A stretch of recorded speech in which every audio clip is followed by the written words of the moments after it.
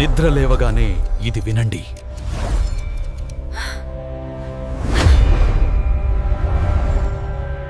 నిద్ర లేవగానే 3 నిమిషాలు ఈ ఒక్క మంత్రం వినండి. మీ జీవితం మారిపోవడం ఖాయం. బ్రహ్మ ముహూర్త రహస్యాలు. ఆత్మబంధువులారా, ఈ సృష్టిలో ప్రతి అణువు ఒక లయబద్ధమైన సంగీతంతో ముడిపడి ఉంది.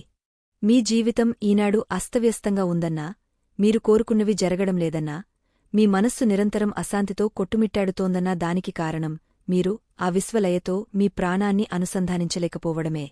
నిద్ర లేవగానే మీరు గడిపే ఆ మొదటి 3 నిమిషాలు మీ జీవిత కాలపు అదృష్టాన్ని నిర్ణయిస్తాయని మీకు తెలుసా?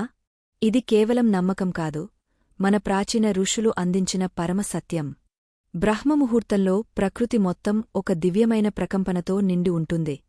ఆ సమయంలో మీ అంతరాత్మను మేల్కొలిపే ఆ ఒక్క మంత్రాన్ని గనుక మీరు వింటే, మీ దరిద్రం తొలగిపోయి అష్టైశ్వర్యాలు మిమ్మల్ని వరిస్తాయి. అయితే ఒక ముఖ్యమైన హెచ్చరిక. ఈ రహస్యాన్ని తెలుసుకునే ముందు మీ మనస్సును శూన్యం చేసుకోండి.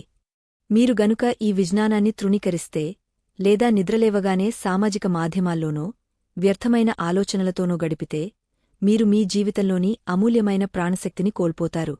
శాస్త్రాలు చెబుతున్నాయి, ఎవరైతే బ్రహ్మముహూర్తాన్ని అలక్ష్యం చేస్తారో వారి జీవితంలోకి అలక్ష్మి ప్రవేశిస్తుంది. వారి బుద్ధి మందగస్తుంది, ఆయుష్షు క్షీణిస్తుంది. మానసిక ఒత్తిడి, అనారోగ్యం వారిని నీడలా వెంటాడుతాయి. ఇది కేవలం హెచ్చరిక కాదు, ప్రకృతి ధర్మం. ఈ ధర్మాన్ని మీ ఉల్లంఘిస్తే, మీ విజయానికి మీరే అడ్డుగోడలు నిర్మించుకున్నవారవుతారు. మన పురాణాల్లో ఒక అద్భుతమైన గాథ ఉంది. ఒకానొకప్పుడు ధర్మకీర్తి అనే రాజు ఉండేవాడు. అతను పరమధార్మికుడు, వీర పరాక్రమవంతుడు. కాని ఒక దుర్ముహూర్తాన అతని రాజ్యంపై శత్రువులు దాడిచేశారు. ధనము, కీర్తి, చివరికి తన రాజ్యాధికారాన్ని కూడా కోల్పోయి అడవుల పాలయ్యాడు. తన కళ్ల ముందే తన సామ్రాజ్యం కూలిపోతుంటే ఏమీ చేయలేని స్థితిలో ఆ రాజు కుమిలిపోయాడు. తన విధిని నిందించుకుంటూ ప్రతిరోజూ సూర్యోదయం అయ్యాకగాని నిద్రలేచేవాడు కాదు. అతని మనస్సు నిండా నిరాశ, నిస్పృహలు నిండిపోయాయి. ఒకనాడు అతను ఒక దట్టమైన అరణ్యంలో సంచరిస్తూ సూర్యోదయానికి ముందే ఒక దివ్యమైన కాంతిని గమనించాడు. ఆ కాంతి ఎక్కడి నుండి వస్తుందో తెలుసుకోవాలని ఆసక్తితో అడుగులు వేశాడు. ఆ అరణ్యం మధ్యలో ఒక పురాతనమైన శివాలయం ఉంది. ఆలయం చుట్టూ ఉన్న వాతావరణం ఎంతో ప్రశాంతంగా, దివ్యంగా ఉంది. పక్షుల కిలకిల రావాలు లేవు, గాలిలో ఒక తెలియని పరిమళం వ్యాపించి ఉంది. అక్కడ ఒక వృద్ధముని ధ్యానంలో కూర్చుని ఉన్నారు. ఆ ముని చుట్టూ ఉన్న ఆవరణలో ఒక వింతైన నీలిరంగు కాంతి ప్రసరిస్తోంది. రాజు ఆశ్చర్యపోయాడు. ఇంతటి అడవిలో, ఈ నడిరాత్రి వేళలో ఈ కాంతి ఏమిటి? ఆ ముని ముఖంలో ఉన్న ఆ వర్చస్సు ఏమిటి? రాజుకు తెలియకుండానే అతనిలో ఉన్న అశాంతి కొద్దికొద్దిగా తగ్గుతూ వచ్చింది. అక్కడ సూర్యోదయానికి ఇంకా సమయముంది. నక్షత్రాలు ఆకాశంలో మెరుస్తున్నాయి. ఆ ముని నెమ్మదిగా కళ్ళు తెరిచారు. ఆయన కళ్లలో ఏదో ఒక ఆకర్షణ ఉంది. రాజు వంగ నమస్కరించాడు. స్వామీ, నేను సర్వస్వం కోల్పోయిన దురదృష్టవంతుడిని. నా జీవితంలో మళ్లీ వెలుగు వస్తుందన్న ఆశలేదు. నా మనస్సు నిరంతరం మంటల్లో కాలుతున్నట్లు అనిపిస్తుంది. నాకు మార్గం చూపండి అని వేడుకున్నాడు. ఆ ముని చిరునవ్వు నవ్వి, రాజా, నీవు ఏదీ కోల్పోలేదు. నీవు కేవలం నీలోని దైవత్వాన్ని మర్చిపోయావు. ఈ విశ్వంలో ఏ శక్తి అయితే నీకు ప్రాణాన్ని పోసిందో అదే శక్తి నీకు మళ్లీ రాజ్యాన్ని ఇవ్వగలదు. కాని దానికి నువ్వు ప్రకృతితో మమేకం కావాలి అని చెప్పారు. బ్రహ్మముహూర్తం యొక్క పరమార్థాన్ని ఆ ముని వివరించడం ప్రారంభించారు. రాజా, ఉదయం సూర్యుడు ఉదయించడానికి సరిగా 96 నిమిషాల ముందు ఉండే సమయాన్ని బ్రహ్మముహూర్తం అంటారు. ఈ సమయంలో సృష్టికర్త అయిన బ్రహ్మదేవుని మానసపుత్రులు, సప్తఋషులు, దివ్యశక్తులు భూమండలంపై సంచరిస్తూ ఉంటారు. ఈ సమయంలో గాలిలో ఓజస్సు అనే ప్రాణశక్తి అత్యధికంగా ఉంటుంది. ఎవరైతే ఈ సమయంలో నిద్రలేచి తమ మనస్సును దైవం వైపు మళ్లిస్తారో వారి శరీరంలోని ప్రతికణం చైతన్యవంతం అవుతుంది. వారి ఆలోచనలకు అపారమైన శక్తి లభిస్తుంది అని ఆ ముని వివరించారు. రాజు ఆసక్తిగా వింటున్నాడు. స్వామీ, నేను ఎన్నో దానధర్మాలు చేశాను, యజ్ఞాలు చేశాను. కాని ఏవీ నన్ను ఈ కష్టం నుండి కాపాడలేదు. కేవలం నిద్ర లేవగానే ఏదో ఒకటి చేయడం వల్ల నా తలరాత మారుతుందా? అని అడిగాడు. అప్పుడు ఆ ముని ఇలా అన్నారు. రాజా, యజ్ఞం చేయడం అంటే కేవలం హోమగుండంలో నెయ్యి వేయడం కాదు. నీ శ్వాసను ఒక యజ్ఞంలా మార్చాలి. నిద్రలేవగానే నీవు చేసే మొదటి 3 నిమిషాల ప్రార్థన లేదా మంత్రోచ్చారణ నీ మెదడులోని సుప్త చేతనావస్థను మేల్కొల్పుతుంది. అది విశ్వశక్తితో అనుసంధానం చేయబడి నీ కోరికలను నెరవేర్చే మార్గాన్ని సుగమం చేస్తుంది అని చెప్పారు. ఆ ముని రాజుకు ఒక రహస్య మంత్రాన్ని ఉపదేశించడానికి సిద్ధపడ్డారు. ఆ మంత్రం కేవలం అక్షరాల సముదాయం కాదు, అది ఒక నాదం. ఆ నాదం నీ ప్రాణవాయువులో కలిసినప్పుడు నీ చుట్టూ ఒక రక్షణ కవచం ఏర్పడుతుంది. నీ శత్రువులు నీ ముందు మోకరిల్లుతారు. నీవు కోల్పోయిన కీర్తి ప్రతిష్టలు మళ్లీ నిన్ను వెతుక్కుంటూ వస్తాయి. కాని ఈ మంత్రాన్ని ఎలా పహించాలి? ఆ 3 నిమిషాల్లో నీ మనస్సులో ఏ భావన ఉండాలి అన్నది అత్యంత కీలకం. ఆ రహస్యాన్ని తెలుసుకోవడానికి రాజు ఎంతో ఉత్కంఠతో ఎదురుచూడసాగాడు. ఆ అడవిలో ఆ నిశ్శబ్ద వాతావరణంలో ముని గొంతు గంభీరంగా వినిపించసాగింది. ఆకాశంలో ఉన్న నక్షత్రాలు ఒక్కొక్కటిగా కనుమరుగవుతున్నాయి. తూర్పు దిక్కున స్వల్పంగా వెలుగు రేఖలు కనిపిస్తున్నాయి. ముని ఇలా అన్నారు. రాజా, నీవు నిద్ర నుండి మేల్కొన్న వెంటనే నీ చేతులను చూసుకోవాలి. ఎందుకంటే నీ చేతుల్లోనే నీ అదృష్టం దాగ ఉంది. కరాగ్రే వసతే లక్ష్మి అంటూ మొదలయ్యే ఆ శ్లోకం వెనుక ఉన్న అంతరార్థం నీకు తెలుసా? నీ చేతివేళ్లలో లక్ష్మీదేవి, అరచేతిలో సరస్వతీదేవి, మణికట్టు వద్ద గోవిందుడు కొలువై ఉంటారు. అంటే నీ శక్తి, నీ జ్ఞానం, నీ రక్షణ నీ చేతుల్లోనే ఉన్నాయి. కాని ఆ తర్వాత నీవు వినవలసిన, స్మరించవలసిన ఆ కీలకమైన మంత్రం మరొకటి ఉంది. అది నీ అస్తిత్వాన్నే మారుస్తుంది. రాజు ఆ మంత్రం కోసం ఆతృతగా ఎదురుచూస్తున్నాడు.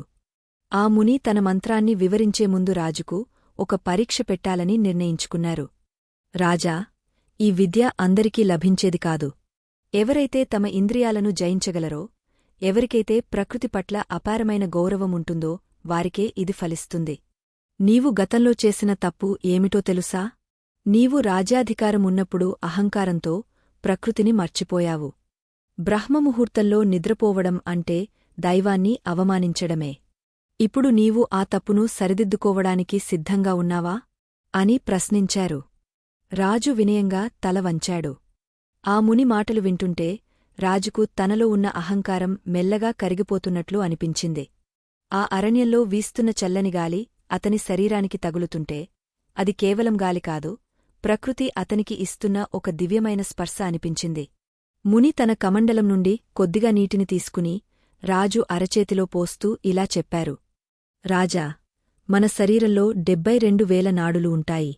మనం నిద్రపోతున్నప్పుడు మన ప్రాణశక్తి చాలా తక్కువ స్థాయిలో ఉంటుంది. కాని బ్రహ్మముహూర్తంలో భూమిమీద ప్రసరించే అయస్కాంత తరంగాలు మన నాడీ వ్యవస్థను ప్రభావితం చేస్తాయి. ఆ సమయంలో నీవు వినే శబ్దం నీ వెన్నెముక గుండా ప్రయాణించి నీ మెదడులోని ప్రతి కణాన్ని మేల్కొల్పుతుంది. మనం నిద్రలేవగానే చేసే ఆ 3 నిమిషాల ప్రక్రియలో మొదటి నిమిషం కృతజ్ఞతకు సంబంధించింది. నీవు ఈ రోజున మళ్లీ ప్రాణంతో మేల్కొన్నందుకు ఆ పరమాత్మకు ధన్యవాదాలు చెప్పుకోవాలి. ఎందరో వ్యక్తులు రాత్రి పడుకుని ఉదయం నిద్ర లేవలేక మరణిస్తారు. కాని నీవు మేల్కొన్నావంటే నీవు ఈ సృష్టిలో ఏదో ఒక గొప్ప కార్యం సాధించడానికి ఇంకా అవకాశముందని అర్థం. 2వ నిమిషం నీ శ్వాసను గమనించాలి. నీ ముక్కు ద్వారా లోపలికి వెళ్లే గాలిని, బయటకు వచ్చే గాలిని కేవలం గమనించడం వల్ల నీ మనస్సు ఏకాగ్రత చెందుతుంది. 3వ నిమిషం అత్యంత ప్రధానమైనది. ఆ సమయంలోనే నీవు ఆ దివ్యమైన మంత్రాన్ని నీ మనస్సులో ప్రతిధ్వనింపజేయాలి. అది నీ జీవిత గమనాన్ని మారుస్తుంది. రాజు ఎంతో శ్రద్ధగా వింటూ స్వామీ, ఆ మంత్రం ఏమిటో సెలవియండి అని ప్రార్థించాడు. ముని గంభీరంగా తన గొంతును సవరించుకుని ఇలా వివరించారు. రాజా, ఆ మంత్రం మరేదో కాదు, ఈ విశ్వానికి మూలమైన ఓంకారనాదం. అయితే ఆ ఓంకారాన్ని పశించే విధానం చాలా విభిన్నంగా ఉంటుంది. బ్రహ్మముహూర్తంలో ఆ ఓంకారాన్ని నీవు బయటకు పలకనక్కరలేదు. కేవలం ఆ నాదాన్ని వినడానికి ప్రయత్నించాలి. నీవు ప్రశాంతంగా కూర్చుని నీ కళ్ళు మూసుకున్నప్పుడు నీ చెవుల్లో ఒక సన్నని గూయ్ అనే శబ్దం వినిపిస్తుంది. అది అనంతమైన విశ్వం నిరంతరం చేసే నాదం. ఆ నాదాన్ని అనుసరిస్తూ నీవు ఓం నమో భగవతే వాసుదేవాయ అనే మంత్రాన్నిగాని లేదా ఓం నమఃశివాయ అనే మంత్రాన్నిగాని నీ మనస్సులో ముద్రించుకోవాలి. ఈ మంత్రం నీ హృదయ స్పందనతో కలిసిపోవాలి. ఎప్పుడైతే ఆ మంత్రం నీ నాడీ వ్యవస్థలో లీనమవుతుందో అప్పుడు నీ శరీరంలో ఉన్న వ్యతిరేక శక్తి మొత్తం తొలగిపోతుంది. నీ చుట్టూ ఉన్న పరిసరాలు కూడా ఆ దివ్యత్వంతో నిండిపోతాయి.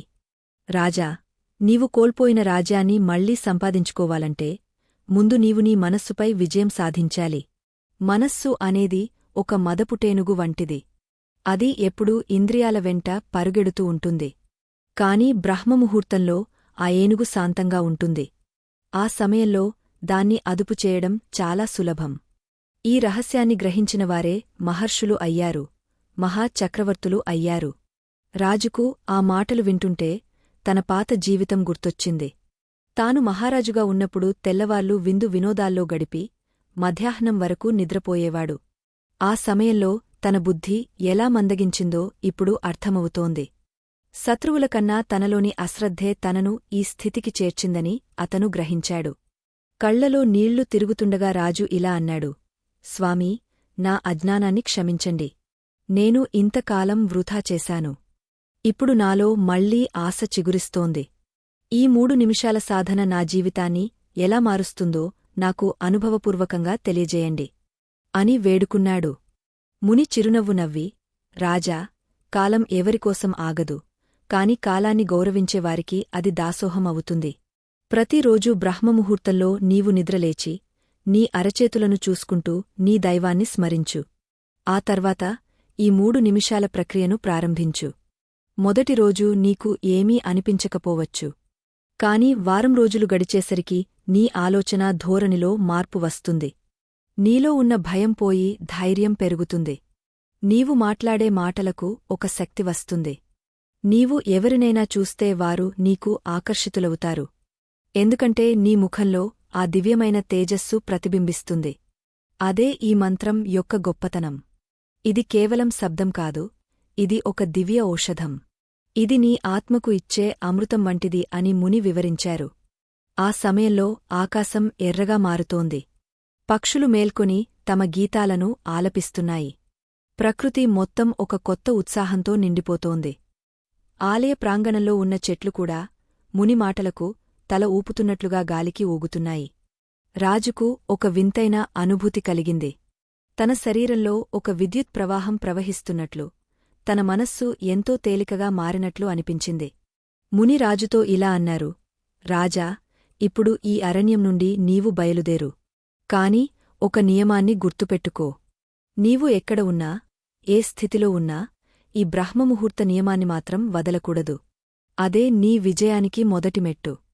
రాజు ముని పాదాలకు నమస్కరించి, స్వామీ, మీ ఉపదేశం నా కళ్ళు తెరిపించింది. ఈ రోజు నుండి నా జీవితం నూతనంగా ప్రారంభమవుతుంది. నేను వెళ్తాను, కాని నా మనస్సులో ఒక చిన్న సందేహముంది. ఈ 3 నిమిషాల మంత్ర సాధన వల్ల లౌకికమైన సంపదలు కూడా లభిస్తాయా? కేవలం ఆధ్యాత్మిక శాంతి మాత్రమే దొరుకుతుందా అని అడిగాడు. ముని గంభీరంగా నవ్వి, రాజా, ఆధ్యాత్మికత లేని భౌతిక సంపద నిలవదు. భౌతిక సంపదకు మూలం నీ అంతరంగంలో ఉండే శక్తి. నీవు శక్తివంతుడివి అయితే లక్ష్మీదేవి నిన్ను వెతుక్కుంటూ వస్తుంది. నీ మనస్సు ఎక్కడైతే ప్రశాంతంగా ఉంటుందో అక్కడ సంపద నిలకడగా ఉంటుంది. ఈ మంత్ర సాధన నీకు రెండింటినీ ప్రసాదిస్తుంది. సూర్యుడు మెల్లగా ఉదయిస్తున్నాడు. ఆ కిరణాలు ముని ముఖంపై పడి ఆయనను ఒక సాక్షాత్తు దేవదూతలా చూపిస్తున్నాయి. రాజు ఆ దివ్యరూపాన్ని మనసారా దర్శించుకున్నాడు. అడవిలో దారి వెతుక్కుంటూ అతను ముందుకు సాగడం ప్రారంభించాడు. కాని ఈసారి అతని అడుగుల్లో తడబాటులేదు. ఒక దృఢమైన నిశ్చయముంది. అతని కళ్లలో ఒక కొత్త కాంతి మెరుస్తోంది. మార్గమధ్యంలో అతనికి ఎన్నో ఆటంకాలు ఎదురయ్యాయి. క్రూర మృగాల అరుపులు వినిపించాయి. కాని అతని మనస్సులో ఆ 3 నిమిషాల మంత్రం నిరంతరం ప్రతిధ్వనిస్తూనే ఉంది. అది అతనికి ఒక రక్షణ కవచంలా మారింది. ఎటువంటి భయం అతనికి కలగలేదు. అతను నడుస్తూ ఉండగా అడవి చివరన ఒక చిన్న గ్రామం కనిపించింది. అక్కడ ప్రజలు ఎంతో కష్టపడుతూ జీవిస్తున్నారు. వారి ముఖాల్లో కూడా నిరాశే కనిపిస్తోంది. రాజు ఆ గ్రామం వైపు అడుగులు వేశాడు. తను నేర్చుకున్న ఈ రహస్యాన్ని 10 మందికి పంచాలని, అందరి జీవితాల్లో వెలుగు నింపాలని అతను నిర్ణయించుకున్నాడు. కాని రాజుకు తెలియని విషయమేమిటంటే ఆ గ్రామంలోనే అతని జీవితాన్ని మలుపు తిప్పే ఒక పెద్ద పరీక్ష ఎదురుకాబోతోంది. ఆ పరీక్ష ఏమిటి? రాజు ఆ అడ్డంకిని ఎలా అధిగమిస్తాడు? ముని చెప్పిన ఆ మంత్రం అతనికి ఆ సమయంలో ఎలా తోడ్పడుతుంది? ఇవన్నీ అతని ప్రయాణంలో అత్యంత కీలకమైన ఘట్టాలు. ముని చెప్పినట్లుగా రాజు ఆ గ్రామ సరిహద్దు వద్ద ఒక రావి చెట్టు కింద కూర్చున్నాడు. అక్కడ ఉన్న ప్రజలంతా ఆశ్చర్యంగా అతనిని చూడసాగారు. అతని వేషధారణ చిరిగిన బట్టలతో ఉన్నప్పటికీ అతని ముఖంలో ఉన్న వర్చస్సు వారిని కట్టిపడేసింది. ప్రజలంతా అతని చుట్టూ చేరారు. రాజు నెమ్మదిగా కళ్ళు తెరిచాడు. అతని కళ్లలో ఉన్న ప్రశాంతతను చూసి ఆ గ్రామీణులు ముగ్ధులయ్యారు. వారిలో ఒక వృద్ధుడు ముందుకు వచ్చి, అయ్యా, మీరు ఎవరు? ఎక్కడి నుండి వస్తున్నారు? మీ ముఖంలో ఏదో తెలియని దివ్యత్వం కనిపిస్తోంది. మమ్మల్ని కష్టాల నుండి కాపాడటానికి వచ్చిన దైవ సమానులారా మీరు? అని అడిగాడు. రాజు వినయంగా నవ్వుతూ సమాధానం చెప్పడం మొదలుపెట్టాడు. ధర్మకీర్తి ఆ వృద్ధుని వైపు ప్రశాంతంగా చూస్తూ తన మృదువైన గొంతుతో ఇలా చెప్పడం ప్రారంభించాడు. నాయనలారా, నేను ఒకప్పుడు మీలాగే కష్టాల్లో మునిగపోయినవాడిని. కాని ఒక మహాత్ముని కృపవల్ల నా జీవితంలోని చీకట్లు తొలగిపోయాయి. ఈ ప్రపంచంలో ఏదీ శాశ్వతం కాదు, కాని ఆ శాశ్వతమైన పరమాత్మ శక్తి మాత్రం మనలోనే ఉంటుంది. మీరు అనుభవిస్తున్న ఈ పేదరికం, ఈ బాధలు అన్నీ మీ మనస్సులోని బలహీనత నుండే పుట్టాయి. మీరు సూర్యోదయం అయ్యాక నిద్ర లేవడం వల్ల ప్రకృతి ఇచ్చే అమూల్యమైన ప్రాణశక్తిని కోల్పోతున్నారు. అందుకే మీలో ఉత్సాహం లేదు, మీ పనుల్లో విజయం లభించడం లేదు. ఆ మాటలు విన్న గ్రామ ప్రజలు ఒకరి ముఖం ఒకరు చూసుకున్నారు. ఇంత సరళంగా, గంభీరంగా జీవన సత్యాన్ని ఎవరూ తమకు వివరించలేదు. ధర్మకీర్తి వారిని ఉద్దేశించి ఇంకా ఇలా అన్నాడు. మీరు ప్రతిరోజూ నిద్రలేవగానే కేవలం 3 నిమిషాల సమయాన్ని మీకోసం కేటాయించండి. అది మీ తలరాతను మారుస్తుంది. మొదటి నిమిషం మీరు కళ్ళు తెరిచిన వెంటనే ఈ అందమైన ప్రపంచాన్ని చూడగలిగినందుకు, మళ్లీ శ్వాస తీసుకోగలుగుతున్నందుకు ఆ సృష్టికర్తకు కృతజ్ఞతలు చెప్పండి. కృతజ్ఞత లేని హృదయంలో లక్ష్మీదేవి ఎన్నడూ నిలవదు.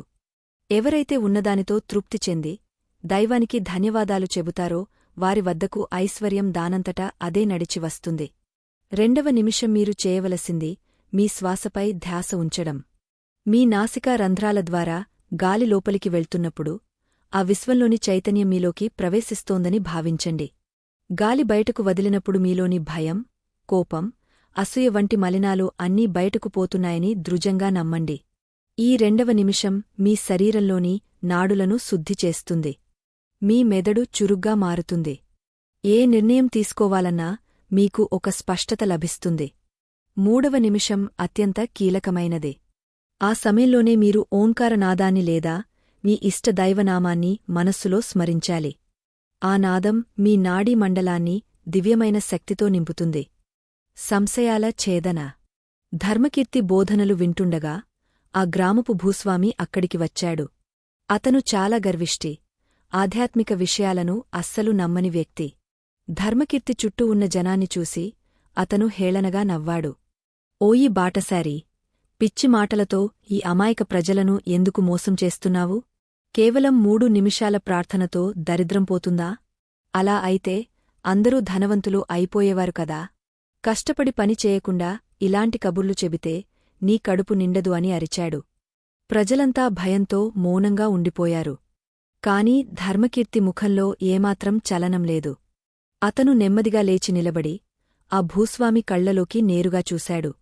ఆ చూపులో ఒక వింతైన పదును ఉంది. ధర్మకీర్తి ఇలా అన్నాడు. అయ్యా, విత్తనం నాటకుండా పంట పండదు అన్నది ఎంత నిజమో, మనస్సును సిద్ధం చేసుకోకుండా చేసే పని సఫలం కాదు అన్నది కూడా అంతే నిజం. పొలంలో విత్తనం వేయడానికి ముందు నేలను దున్నుతాం కదా, అలాగే రోజంతా పనులు చేయడానికి ముందు మన మనస్సును ఈ 3 నిమిషాల సాధనతో సిద్ధం చేసుకోవాలి. అప్పుడు మన శ్రమకు 100 రెట్లు ఫలితం వస్తుంది.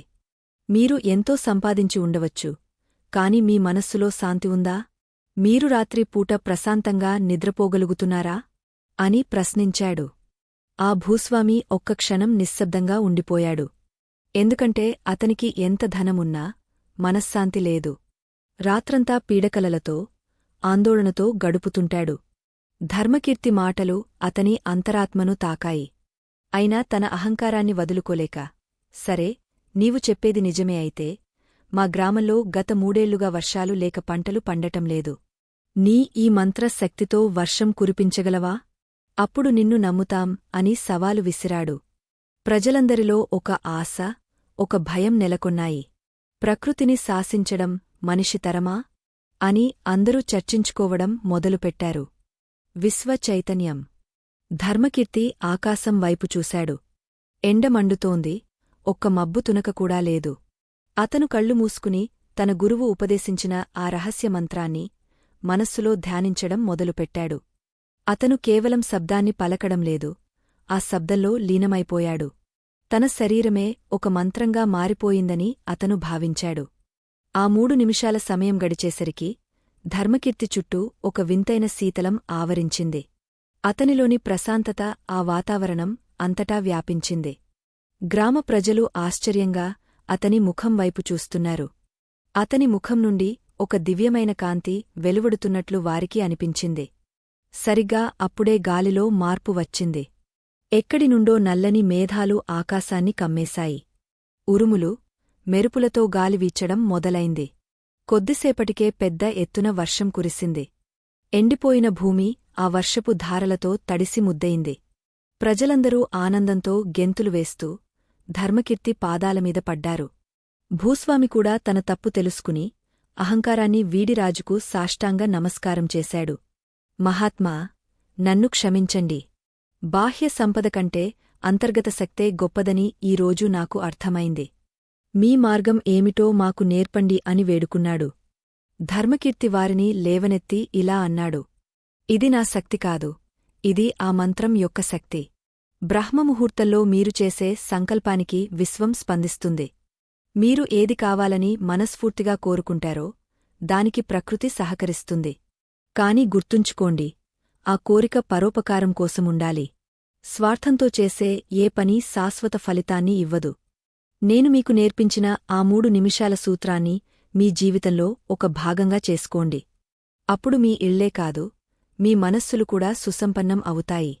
ఈ వర్షం కేవలం మీ పంటల కోసం మాత్రమే కాదు, మీలోని అజ్ఞానాన్ని కడిగివేయడానికి కూడా అని వివరించాడు. అంతరార్థం. ధర్మకీర్తి ఆ గ్రామంలోనే కొన్ని రోజులు ఉండి ప్రజలందరికీ బ్రహ్మముహూర్తం యొక్క ప్రాముఖ్యతను వివరించాడు. కేవలం భక్తితోనే కాదు, శాస్త్రీయంగా కూడా అది ఎలా పనిచేస్తుందో నేర్పాడు. తెల్లవారుజామున వాతావరణంలో ఉండే ప్రాణవాయువు మన శరీరంలోని రక్తప్రసరణను ఎలా మెరుగుపరుస్తుందో, ఆ సమయంలో మన మెదడులోని తరంగాలు ఎలా ఏకాగ్రతకు సహకరిస్తాయో వివరించాడు. గ్రామస్థులందరూ ఉదయాన్నే నిద్రలేచి ఆ 3 నిమిషాల ప్రక్రియను పాటించడం మొదలుపెట్టారు. కొద్ది రోజుల్లోనే ఆ గ్రామం యొక్క రూపురేఖలే మారిపోయాయి. ప్రజల మధ్య గొడవలు తగ్గపోయాయి. అందరూ ఉత్సాహంగా పనులు చేసుకోవడం మొదలుపెట్టారు. కాని ధర్మకీర్తికి ఒక విషయం తెలుసు. ఈ అద్భుతం కేవలం ఒక ప్రారంభం మాత్రమే. అసలైన సవాలు అతని ముందు ఇంకా ఉంది. తన రాజ్యాన్ని ఆక్రమించుకున్న శత్రువుల నుండి ప్రజలను విముక్తి చేయాలి. అందుకు కేవలం ఆధ్యాత్మిక శక్తి మాత్రమే సరిపోదు, ఆ శక్తిని కార్యాచరణలో పెట్టే వ్యూహం కూడా కావాలి. ఆ వ్యూహాన్ని నిర్మించడానికి అతను మళ్లీ ప్రయాణం సాగించాలని నిశ్చయించుకున్నాడు. కాని అతను వెళ్తుండగా గ్రామ సరిహద్దు వద్ద ఒక వింతైన వ్యక్తి ఎదురయ్యాడు. ఆ వ్యక్తి వేషధారణ చాలా భయంకరంగా ఉంది. అతని చేతిలో ఒక వింతైన దండముంది. అతను ధర్మకీర్తిని చూసి వికటంగా నవ్వుతూ అడ్డుకున్నాడు. రాజా, నీవు కేవలం కొన్ని వర్షపు చినుకులతో ఈ ప్రజలను మోసం చేయగలవేమో, కాని నా మాయను నువ్వు దాటలేవు. నీవు నేర్చుకున్న ఆ 3 నిమిషాల మంత్రం నా మంత్రతంత్రాల ముందు పనిచేయదు అని ఆ వ్యక్తి గర్జించాడు. అతను ఒక మంత్రగాడు అని ధర్మకీర్తి గ్రహించాడు. ఆ మంత్రగాడు ఎవరో కాదు, ధర్మకీర్తి రాజ్యాన్ని ఆక్రమించుకున్న శత్రు రాజు దగ్గర ఉండే ప్రధాన మాంత్రికుడు. రాజును వెతుక్కుంటూ అతను ఇక్కడి దాకా వచ్చాడు. ఇప్పుడు ధర్మకీర్తి ఎదుట ఒక పెద్ద పరీక్ష ఎదురైంది. తన ఆధ్యాత్మిక శక్తితో ఆ మంత్రగాడిని ఎలా ఎదుర్కొంటాడు? ఆ 3 నిమిషాల రహస్యం అతనిని ఈ ప్రాణాపాయం నుండి కాపాడుతుందా? ఆ మంత్రగాడి కళ్ళు నిప్పులు చెరుగుతున్నాయి. అతని చుట్టూ ఉన్న గాలి ఒక్కసారిగా వేడెక్కింది. అతను తన చేతిలో ఉన్న వింతైన దండాన్ని గాలిలో ఊపుతూ వికటంగా నవ్వుతూ ధర్మకీర్తి వైపు అడుగులు వేశాడు. ఆ నవ్వులో ఒక విధమైన క్రూరత్వం, అహంకారం నిండి ఉన్నాయి. గ్రామ ప్రజలు భయంతో వణికిపోతూ వెనక్కి తగ్గారు. కాని ధర్మకీర్తి మాత్రం చలనం లేకుండా ఒక పర్వతంలా నిలబడ్డాడు. అతని ముఖంలో భయం నీడలు కూడా లేవు.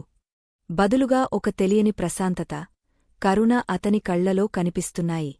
ఆ మంత్రగాడు ఆగి తన గొంతును మరింత పెంచి ఇలా అన్నాడు. ఓయీ రాజవంశ్యుడా, నీవు ఒక సామాన్య సన్యాసి దగ్గర నేర్చుకున్న ఆ చిట్కాలు నా మంత్రతంత్రాల ముందు నిలవలేవు. నేను చీకటి శక్తులను ఆరాధించేవాడిని. నీ వెలుగు నా ముందు మసకబారాల్సిందే. ధర్మకీర్తి నెమ్మదిగా తన కళ్లను తెరిచి ఆ మంత్రగాడి వైపు చూశాడు. సోదరా, వెలుగును చూసి చీకటి భయపడుతుంది కాని చీకటిని చూసి వెలుగు ఎప్పుడూ భయపడదు. నీవు ఆరాధించే ఆ శక్తులు కేవలం భ్రమలు. అవి మనిషిలోని బలహీనతను ఆసరాగా చేసుకుని పెరుగుతాయి. కాని నేను తెలుసుకున్న సత్యం విశ్వవ్యాప్తమైనదే. అది సూర్యోదయానికి ముందే ఉదయించే ఆ దివ్య కిరణాల వంటిది. ఆ కిరణాలు పడగానే ఎటువంటి మంచుగడ్డ అయినా కరిగిపోవాల్సిందే. నీవు నన్ను అడ్డుకోలేవు, ఎందుకంటే నేను కేవలం ఒక వ్యక్తిగా నీ ముందు లేను. నేను ఆ విశ్వచైతన్యంలో ఒక భాగంగా మారిపోయాను. నీ తంత్రాలు నా శరీరాన్ని తాకవచ్చు కాని నా ఆత్మను స్పృశించలేవు అని గంభీరంగా చెప్పాడు. మంత్రగాడు ఆగ్రహంతో ఊగపోయాడు.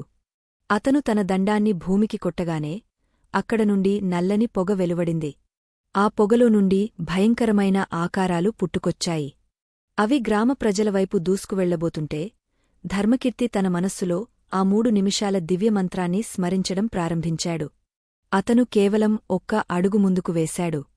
అతని పాదం భూమిని తాకగానే ఒక అద్భుతం జరిగింది. అతని పాదముద్రల నుండి ఒక బంగారు వర్ణపు కాంతి వెలువడి ఆ గ్రామం చుట్టూ ఒక రక్షణ కవచంలా ఏర్పడింది. ఆ నల్లని ఆకారాలు ఆ కాంతిని తాకగానే కర్పూరంలా కరిగిపోయాయి. మంత్రగాడు ఆశ్చర్యపోయాడు. తన జీవితంలో ఇలాంటి శక్తిని అతను ఎప్పుడూ చూడలేదు. రాజా, ఇది ఏ విద్య?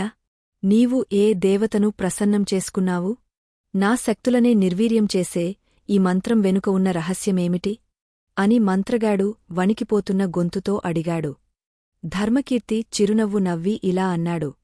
నేను ఏ దేవతను ప్రత్యేకంగా ప్రసన్నం చేసుకోలేదు. నేను కేవలం ప్రకృతి నియమాన్ని పాటించాను. బ్రహ్మముహూర్తంలో నిద్రలేచి నా మనస్సును శూన్యం చేసుకుని ఆ విశ్వనాదంతో అనుసంధానం అయ్యాను. ఆ 3 నిమిషాల సాధనలో నేను పొందిన ఏకాగ్రత ఇప్పుడు నా చుట్టూ ఈ రక్షణ వలయాన్ని సృష్టించింది. మనిషి తనలోని దైవత్వాన్ని గుర్తించినప్పుడు బయటి శక్తులు ఏవీ అతనికి హాని చేయలేవు.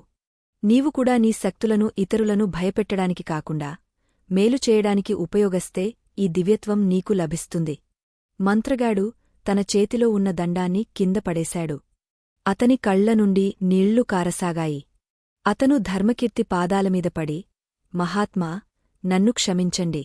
నేను ఇంతకాలం అధికారము, సంపద కోసం తప్పుడు మార్గంలో నడిచాను. శత్రురాజు నాకు ఎన్నో ఆశలు చూపించి నిన్ను అంతం చేయమని పంపాడు. కాని నీ వెలుగు నాలోని చీకటిని తొలగించింది. నాకు మార్గం చూపండి అని వేడుకున్నాడు. ధర్మకీర్తి అతడిని లేవనెత్తి, నాయనా, కాలం ఎవరినీ వదలదు. నీవు చేసిన తప్పులకు పశ్చాత్తాపం చెందడమే మొదటి మెట్టు. నీవు నేర్చుకున్న విద్యను ప్రజల రోగాలను నయం చేయడానికి, వారికి సహాయం చేయడానికి ఉపయోగించు. అప్పుడే నీ జన్మ ధన్యం అవుతుంది అని హితవు పలికాడు. గ్రామ ప్రజలందరూ ఈ దృశ్యాన్ని చూసి ఆశ్చర్యపోయారు. ఒక క్రూర మంత్రగాడు కూడా ధర్మకీర్తి మాటలకు తలవంచాడంటే ఆ 3 నిమిషాల మంత్ర సాధనలో ఎంతటి శక్తి ఉందో వారికి అర్థమైంది. అప్పటివరకు కేవలం ఆచారంగా భావించిన ఆ బ్రహ్మముహూర్త నియమం ఇప్పుడు వారి జీవితాల్లో ఒక ఆశ కిరణంగా మారింది. ధర్మకీర్తి అక్కడ నుండి తన ప్రయాణాన్ని కొనసాగించాలని నిర్ణయించుకున్నాడు. కాని గ్రామ ప్రజలు, ఆ మంత్రగాడు కూడా అతని వెంటే వస్తామని పట్టుబట్టారు. మేము కూడా మీతో కలిసి వస్తాము రాజా. ధర్మాన్ని నిలబెట్టే ఈ ప్రయాణంలో మా వంతుపాత్రను పోషిస్తాము అని వారు నినదించారు. ధర్మకీర్తి వారి ఉత్సాహాన్ని చూసి సంతోషించాడు. కాని అతను ఇలా అన్నాడు. మిత్రులారా, యుద్ధం అనేది కేవలం ఆయుధాలతో చేసేది కాదు. అది ధర్మానికి, అధర్మానికి మధ్య జరిగే పోరాటం. మీరు నాతో రావాలనుకుంటే ముందు మీ మనస్సులను సిద్ధం చేసుకోవాలి. ప్రతిరోజూ ఆ 3 నిమిషాల సాధనను నిరంతరం కొనసాగించాలి. అది మీలో ఉన్న భయాన్ని పోగొట్టి అజేయమైన శక్తిని ఇస్తుంది. మన ప్రయాణం కష్టతరమైనది కావచ్చు, కాని సత్యం మన వైపు ఉన్నప్పుడు విజయం మనదే అవుతుంది అని వారందరిలో ధైర్యాన్ని నింపాడు. ఆ విధంగా ఒక చిన్న గ్రామం నుండి మొదలైన ఆ ప్రయాణం ఒక మహాసైన్యంగా మారడం ప్రారంభమైంది. అడవులగుండా, కొండలగుండా వారు సాగపోతున్నారు. దారి పొడవునా ధర్మకీర్తివారికి ఆధ్యాత్మిక రహస్యాలను బోధిస్తూనే ఉన్నాడు. ఒకనాడు వారు ఒక నది తీరానికి చేరుకున్నారు. ఆ నది ఎంతో ఉధృతంగా ప్రవహిస్తోంది. దాన్ని దాటడం ఎవరికీ సాధ్యం కావడం లేదు. పడవలు లేవు, వంతెనలు లేవు. సైన్యంలో మళ్లీ ఆందోళన మొదలైంది. ఇంతటి నదిని మనం ఎలా దాటగలం? మన లక్ష్యం చేరుకోవడానికి ఇది పెద్ద అడ్డంకి కదా అని వారు అనుకోసాగారు. అప్పుడు ధర్మకీర్తి నది ఒడ్డున కూర్చుని ప్రశాంతంగా ధ్యానం చేయసాగాడు.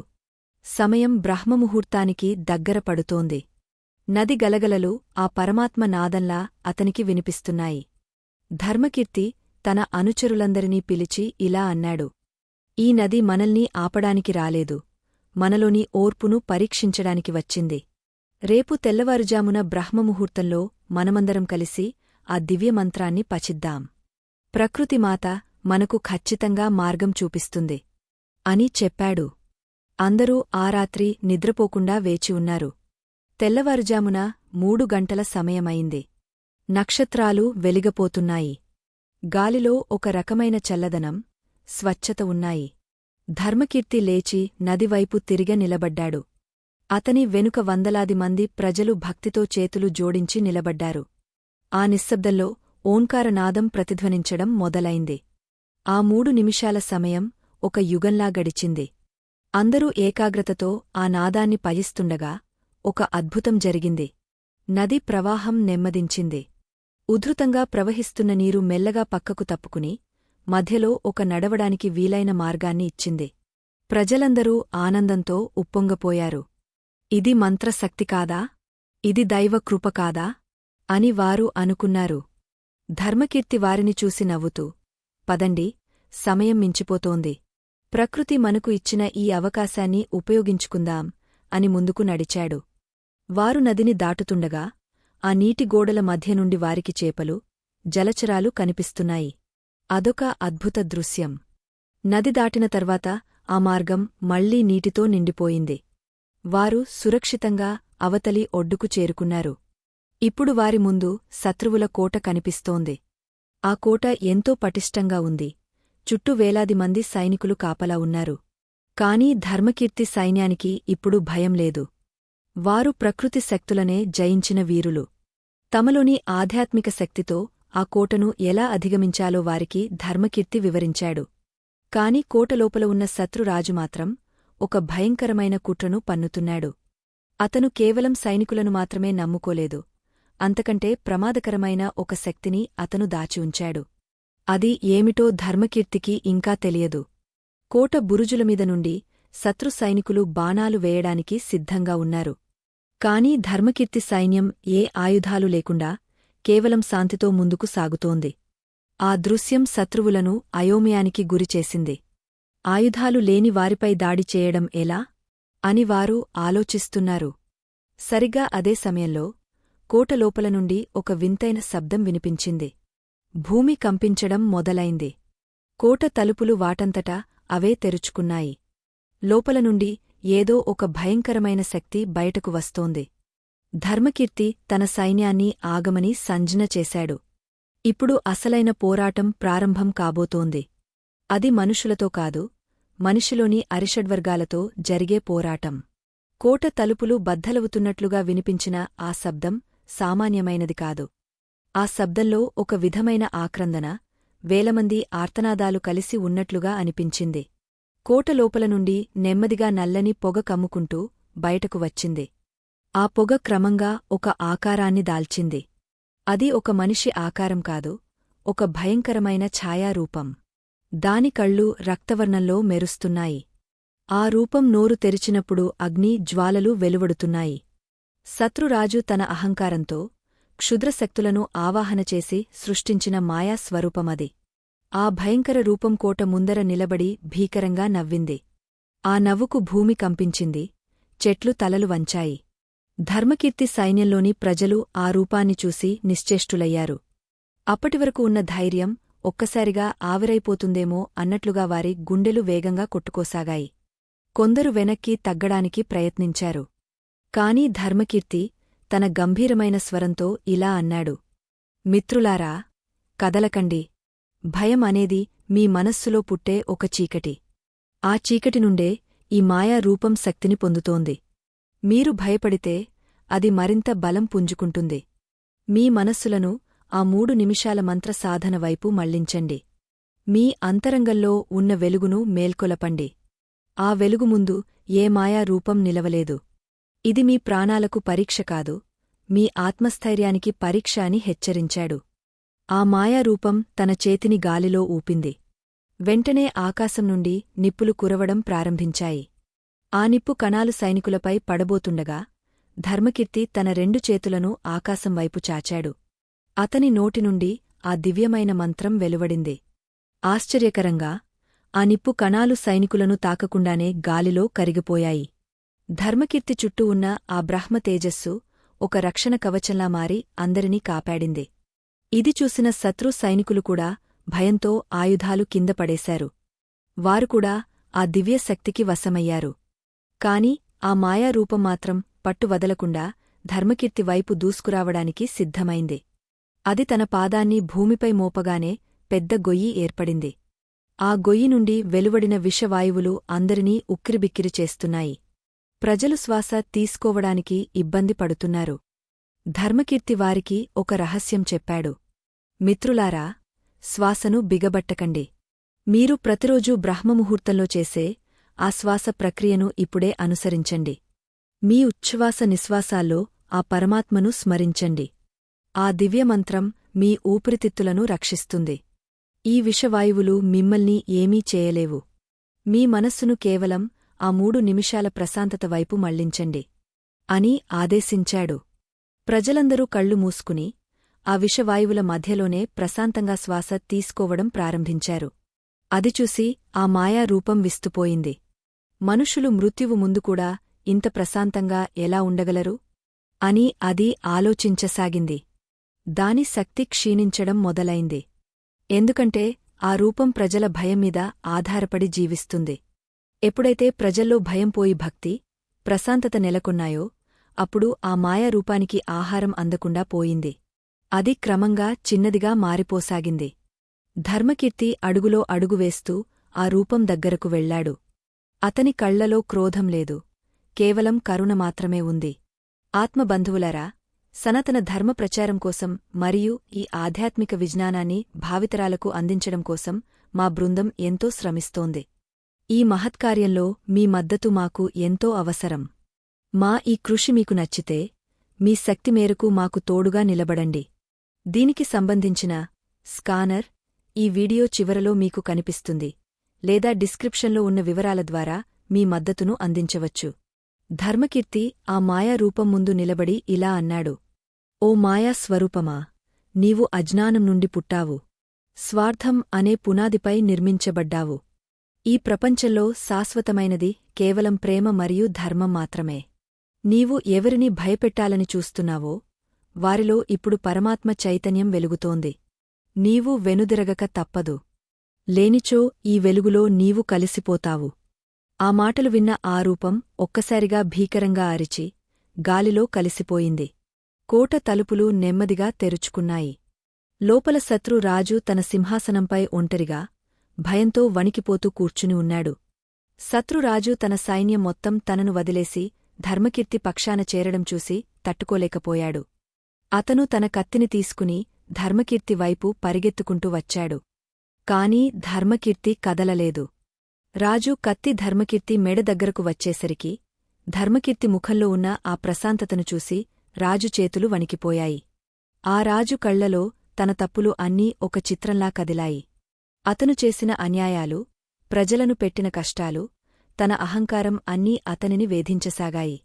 అతను ధర్మకీర్తి పాదాలమీద పడి బావురుమన్నాడు. నన్ను చంపేయండి రాజా, నేను ఈ పాపపు బరువును మోయలేను అని విలపించాడు.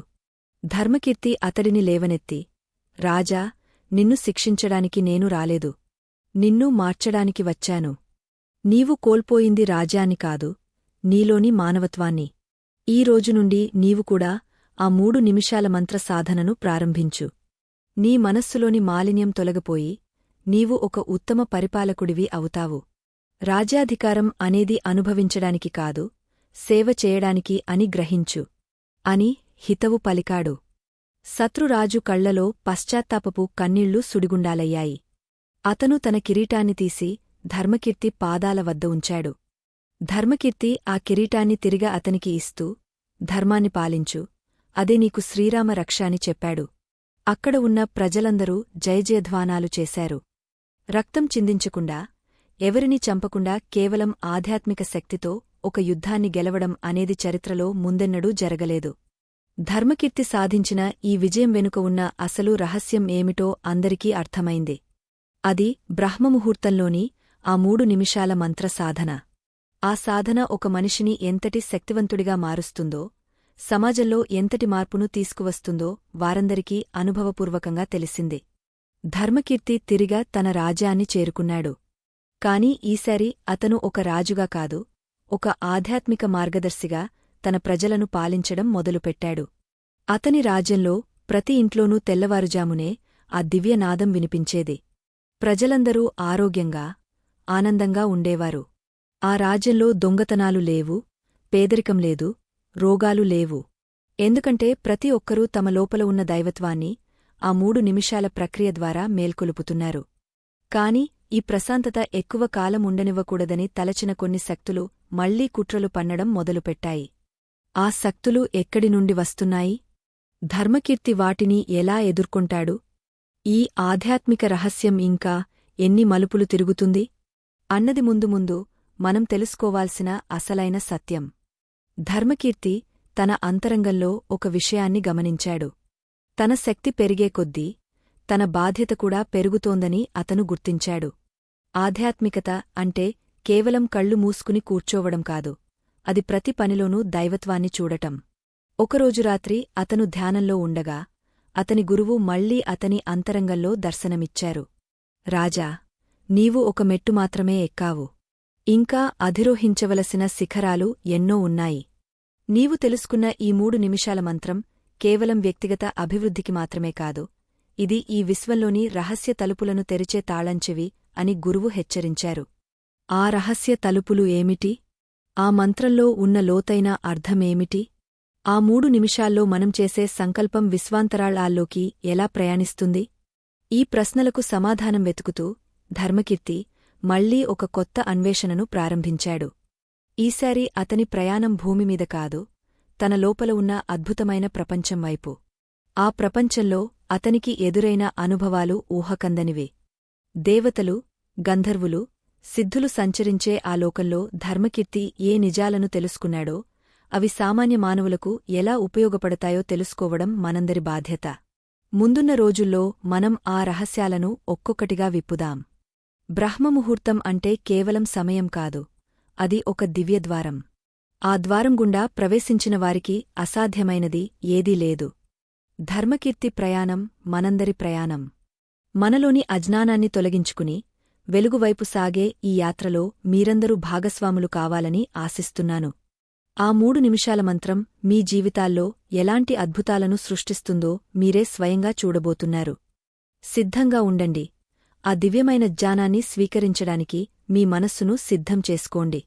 గురువుగారి మాటలు ధర్మకీర్తి హృదయంలో ఒక కొత్త జిజ్ఞాసను రగిలించాయి. ఆ రాత్రి అతనికి నిద్ర పట్టలేదు. బాహ్య ప్రపంచంలోని శత్రువులను జయించడం సులభమే కాని తన లోపల దాగ ఉన్న అంతుచిక్కని రహస్యాలను ఛేదించడం సామాన్యమైన విషయం కాదని అతనికి అర్థమైంది. మరుసటి రోజు తెల్లవారుజామున నక్షత్రాలు ఇంకా ఆకాశంలో మెరుస్తుండగానే ధర్మకీర్తి తన రాజభవనంలోని ధ్యాన మందిరానికి చేరుకున్నాడు. ఆ మందిరం చుట్టూ ఉన్న పరిమళభరితమైన పూలగాలి అతనికి స్వాగతం పలికింది. అతను పద్మాసనంలో కూర్చుని తన వెన్నెముకను నిటారుగా ఉంచి కళ్ళు మూసుకున్నాడు. ఆ సమయంలో గాలిలో ఉండే నిశ్శబ్దం ఒక దివ్యమైన నాదంలా వినిపిస్తోంది. అతను తన గురువు చెప్పిన ఆ 3 నిమిషాల ప్రక్రియను ప్రారంభించాడు. మొదటి నిమిషంలో అతను తన మనస్సును భూమిమీదకు మళ్లించాడు. తాను పుట్టిన ఈ నేల, తాను పీలుస్తున్న గాలి, తనకు జీవనాన్ని ఇస్తున్న ఈ ప్రకృతి పట్ల అపారమైన కృతజ్ఞతను వ్యక్తం చేశాడు. ఆ క్షణంలో అతనికి తన శరీరం ఒక మట్టిపాత్రలా, అందులోని ప్రాణం ఒక జ్యోతిలా అనిపించింది. రెండవ నిమిషంలో అతను తన శ్వాసను గమనించాడు. గాలి లోపలికి వెళ్తున్నప్పుడు అది ఒక చల్లని ప్రవాహంలా, బయటకు వస్తున్నప్పుడు ఒక వెచ్చని తరంగంలా అనిపించింది. ఈ శ్వాస ప్రక్రియ ద్వారా అతని శరీరంలోని 72,000 నాడులు చైతన్యవంతం కావడం అతను గమనించాడు. మూడవ నిమిషం రాగానే ధర్మకీర్తి తన అంతరంగంలో ఆ దివ్యమంత్రాన్ని పశించడం మొదలుపెట్టాడు. ఆ మంత్రం నుండి వెలువడే ప్రకంపనలు అతని హృదయకోశం నుండి మొదలై మెదడులోని ప్రతి కణాన్ని తాకుతున్నాయి. ఆ సమయంలో ఒక అద్భుతం జరిగింది. ధర్మకీర్తికి తన కనుబొమ్మల మధ్య ఉన్న ఆజ్ఞా చక్రం వద్ద ఒక చిన్న వెలుగు బిందువు కనిపించింది. ఆ బిందువు క్రమంగా పెరుగుతూ ఒక పెద్ద కాంతి గోళంగా మారింది. ఆ కాంతిలో అతనికి ఒక దివ్యమైన నగరం కనిపించింది. ఆ నగరం బంగారు వర్ణంలో మెరుస్తోంది. అక్కడ ఉన్న భవనాలు, చెట్లు, నీరు అన్నీ వెలుగుతో నిర్మించబడినట్లుగా ఉన్నాయి. అంతరంగ ప్రయాణం. ఆ కాంతి నగరంలో ధర్మకీర్తి అడుగుపెట్టాడు. అక్కడ అతనికి కాలం ఆగపోయినట్లు అనిపించింది. అక్కడ ముసలితనం లేదు, వ్యాధులు లేవు, దుంహకం లేదు. ప్రతి అణువు ఆనందంతో నిండి ఉంది. అతను నడుచుకుంటూ వెళ్తుండగా అతనికి ఒక దివ్యపురుషుడు ఎదురయ్యాడు. ఆయన దేహం నుండి వేల సూర్యుల కాంతి వెలువడుతోంది. ఆ దివ్యపురుషుడు చిరునవ్వుతో, రాజా, ఈ లోకానికి స్వాగతం. ఇది నీ అంతరంగంలో ఉన్న పరమాత్మలోకం. ఎవరైతే బ్రహ్మముహూర్తంలో ఆ 3 నిమిషాల నియమాన్ని నిష్ఠతో పాటిస్తారో వారికి మాత్రమే ఈ లోకపు తలుపులు తెరుచుకుంటాయి అని చెప్పారు. ధర్మకీర్తి వినయంగా నమస్కరించి, స్వామీ, ఈ లోకం ఇంత సుందరంగా ఎందుకు ఉంది? భూమిమీద ప్రజలు ఎందుకు ఇన్ని కష్టాలు పడుతున్నారు? అని అడిగాడు. ఆ దివ్యపురుషుడు ఇలా వివరించారు. రాజా, భూమిమీద మనుషులు తమ మనస్సును బాహ్య విషయాల వైపు మళ్లిస్తారు. వారు ఐశ్వర్యం కోసం, అధికారం కోసం నిరంతరం పరుగెడుతుంటారు. ఆ పరుగులో వారు తమ లోపల ఉన్న అద్భుతమైన నిధిని మర్చిపోతారు. నిద్ర లేవగానే వారు వ్యర్థమైన ఆలోచనలతో తమ శక్తిని ఖర్చు చేస్తారు. కాని ఎవరైతే ఆ మొదటి 3 నిమిషాలు తమ అంతరంగం వైపు చూస్తారో వారు ఈ దివ్యశక్తిని పొందుతారు. ఆ శక్తి వారికి రోజంతా రక్షణ కవచంలా ఉంటుంది. ఆ దివ్యపురుషుడు ధర్మకీర్తికి ఒక స్ఫటికమణిని చూపించారు. ఆ మణిలో భూమిమీద జరుగుతున్న సంఘటనలు అన్నీ కనిపిస్తున్నాయి. ధర్మకీర్తి ఆశ్చర్యంగా చూశాడు. ఎక్కడో ఒక మారుమూల గ్రామంలో ఒక పేదవాడు నిద్రలేవగానే దైవాన్ని స్మరిస్తున్నాడు. అతని చుట్టూ ఒక తెల్లని కాంతి వలయం ఏర్పడింది. మరొక చోట ఒక గొప్ప ధనవంతుడు నిద్రలేవగానే కోపంతో తన సేవకులను తిడుతున్నాడు. అతని చుట్టూ నల్లని పొగ కమ్ముకుంది. ఆ కాంతి వలయమున్న వ్యక్తికి ఆ రోజంతా పనులు సులభంగా జరిగిపోతున్నాయి. కాని ఆ నల్లని పొగ ఉన్న వ్యక్తికి ఎన్ని సౌకర్యాలు ఉన్నా అశాంతిగా ఉన్నాడు. శబ్దశక్తి, మంత్రరహస్యం. రాజా, శబ్దం అనేది ఒక ఆయుధం. బ్రహ్మముహూర్తంలో విశ్వం మొత్తం ఒకానొక లయలో ఉంటుంది. ఆ సమయంలో నీవు పయించే మంత్రం నీడి ఎనేలోని సంకేతాలను మారుస్తుంది. నీవు నిద్రలేవగానే వినే ఆ 3 నిమిషాల నాదం నీ మెదడులోని ఆల్ఫా తరంగాలను ప్రేరేపిస్తుంది. దీనివల్ల నీ జ్ఞాపకశక్తి పెరుగుతుంది, నీ నిర్ణయ సామర్థ్యం మెరుగుపడుతుంది. అత్యంత ముఖ్యమైన విషయమేమిటంటే నీవు ఏది కావాలని కోరుకుంటే అది నీ జీవితంలోకి ఆకర్షించబడుతుంది. ఇది ఆకర్షణ సిద్ధాంతం కాదు, ఇది సృష్టి ధర్మం. నీవు ఏ తరంగాలను విశ్వంలోకి వదులుతావో అవే నీ దగ్గరకు తిరిగి వస్తాయి అని ఆ దివ్యపురుషుడు బోధించారు. ధర్మకీర్తికి ఇప్పుడు పూర్తి స్పష్టత వచ్చింది. ఆ 3 నిమిషాల మంత్రం కేవలం ఒక భక్తి మార్గం కాదు, అది ఒక గొప్ప విజ్ఞానం.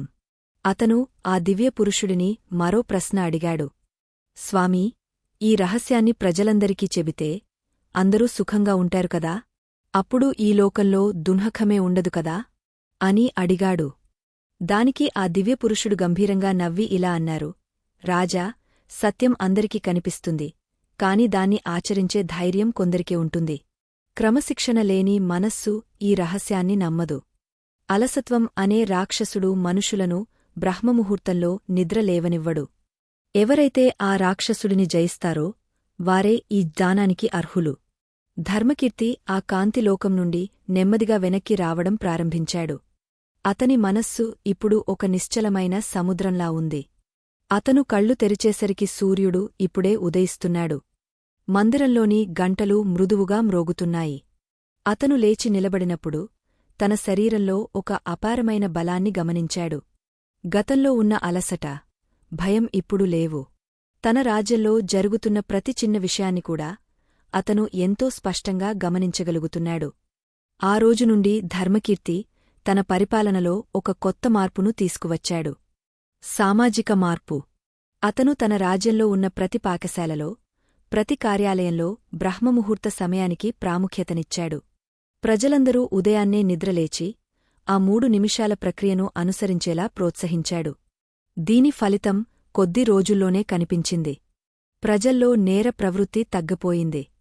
రోగాల బారిన పడేవారి సంఖ్య గణనీయంగా తగ్గింది. రైతులు తమ పొలాల్లో మరింత ఉత్సాహంగా పని చేయసాగారు. వ్యాపారస్తులు నిజాయితీగా వ్యాపారం చేయడం మొదలుపెట్టారు. రాజ్యంలో ఎక్కడ చూసినా ఒక తెలియని ప్రశాంతత, ఐశ్వర్యం తాండవిస్తున్నాయి. కాని ఈ శుభ పరిణామాలను సహించలేని ఒక చీకటి శక్తి పొరుగు రాజ్యంలో ఎదుగుతోంది. ఆ రాజు పేరు క్రూరవర్మ. అతను కేవలం యుద్ధాలను, రక్తపాతాన్ని నమ్ముతాడు.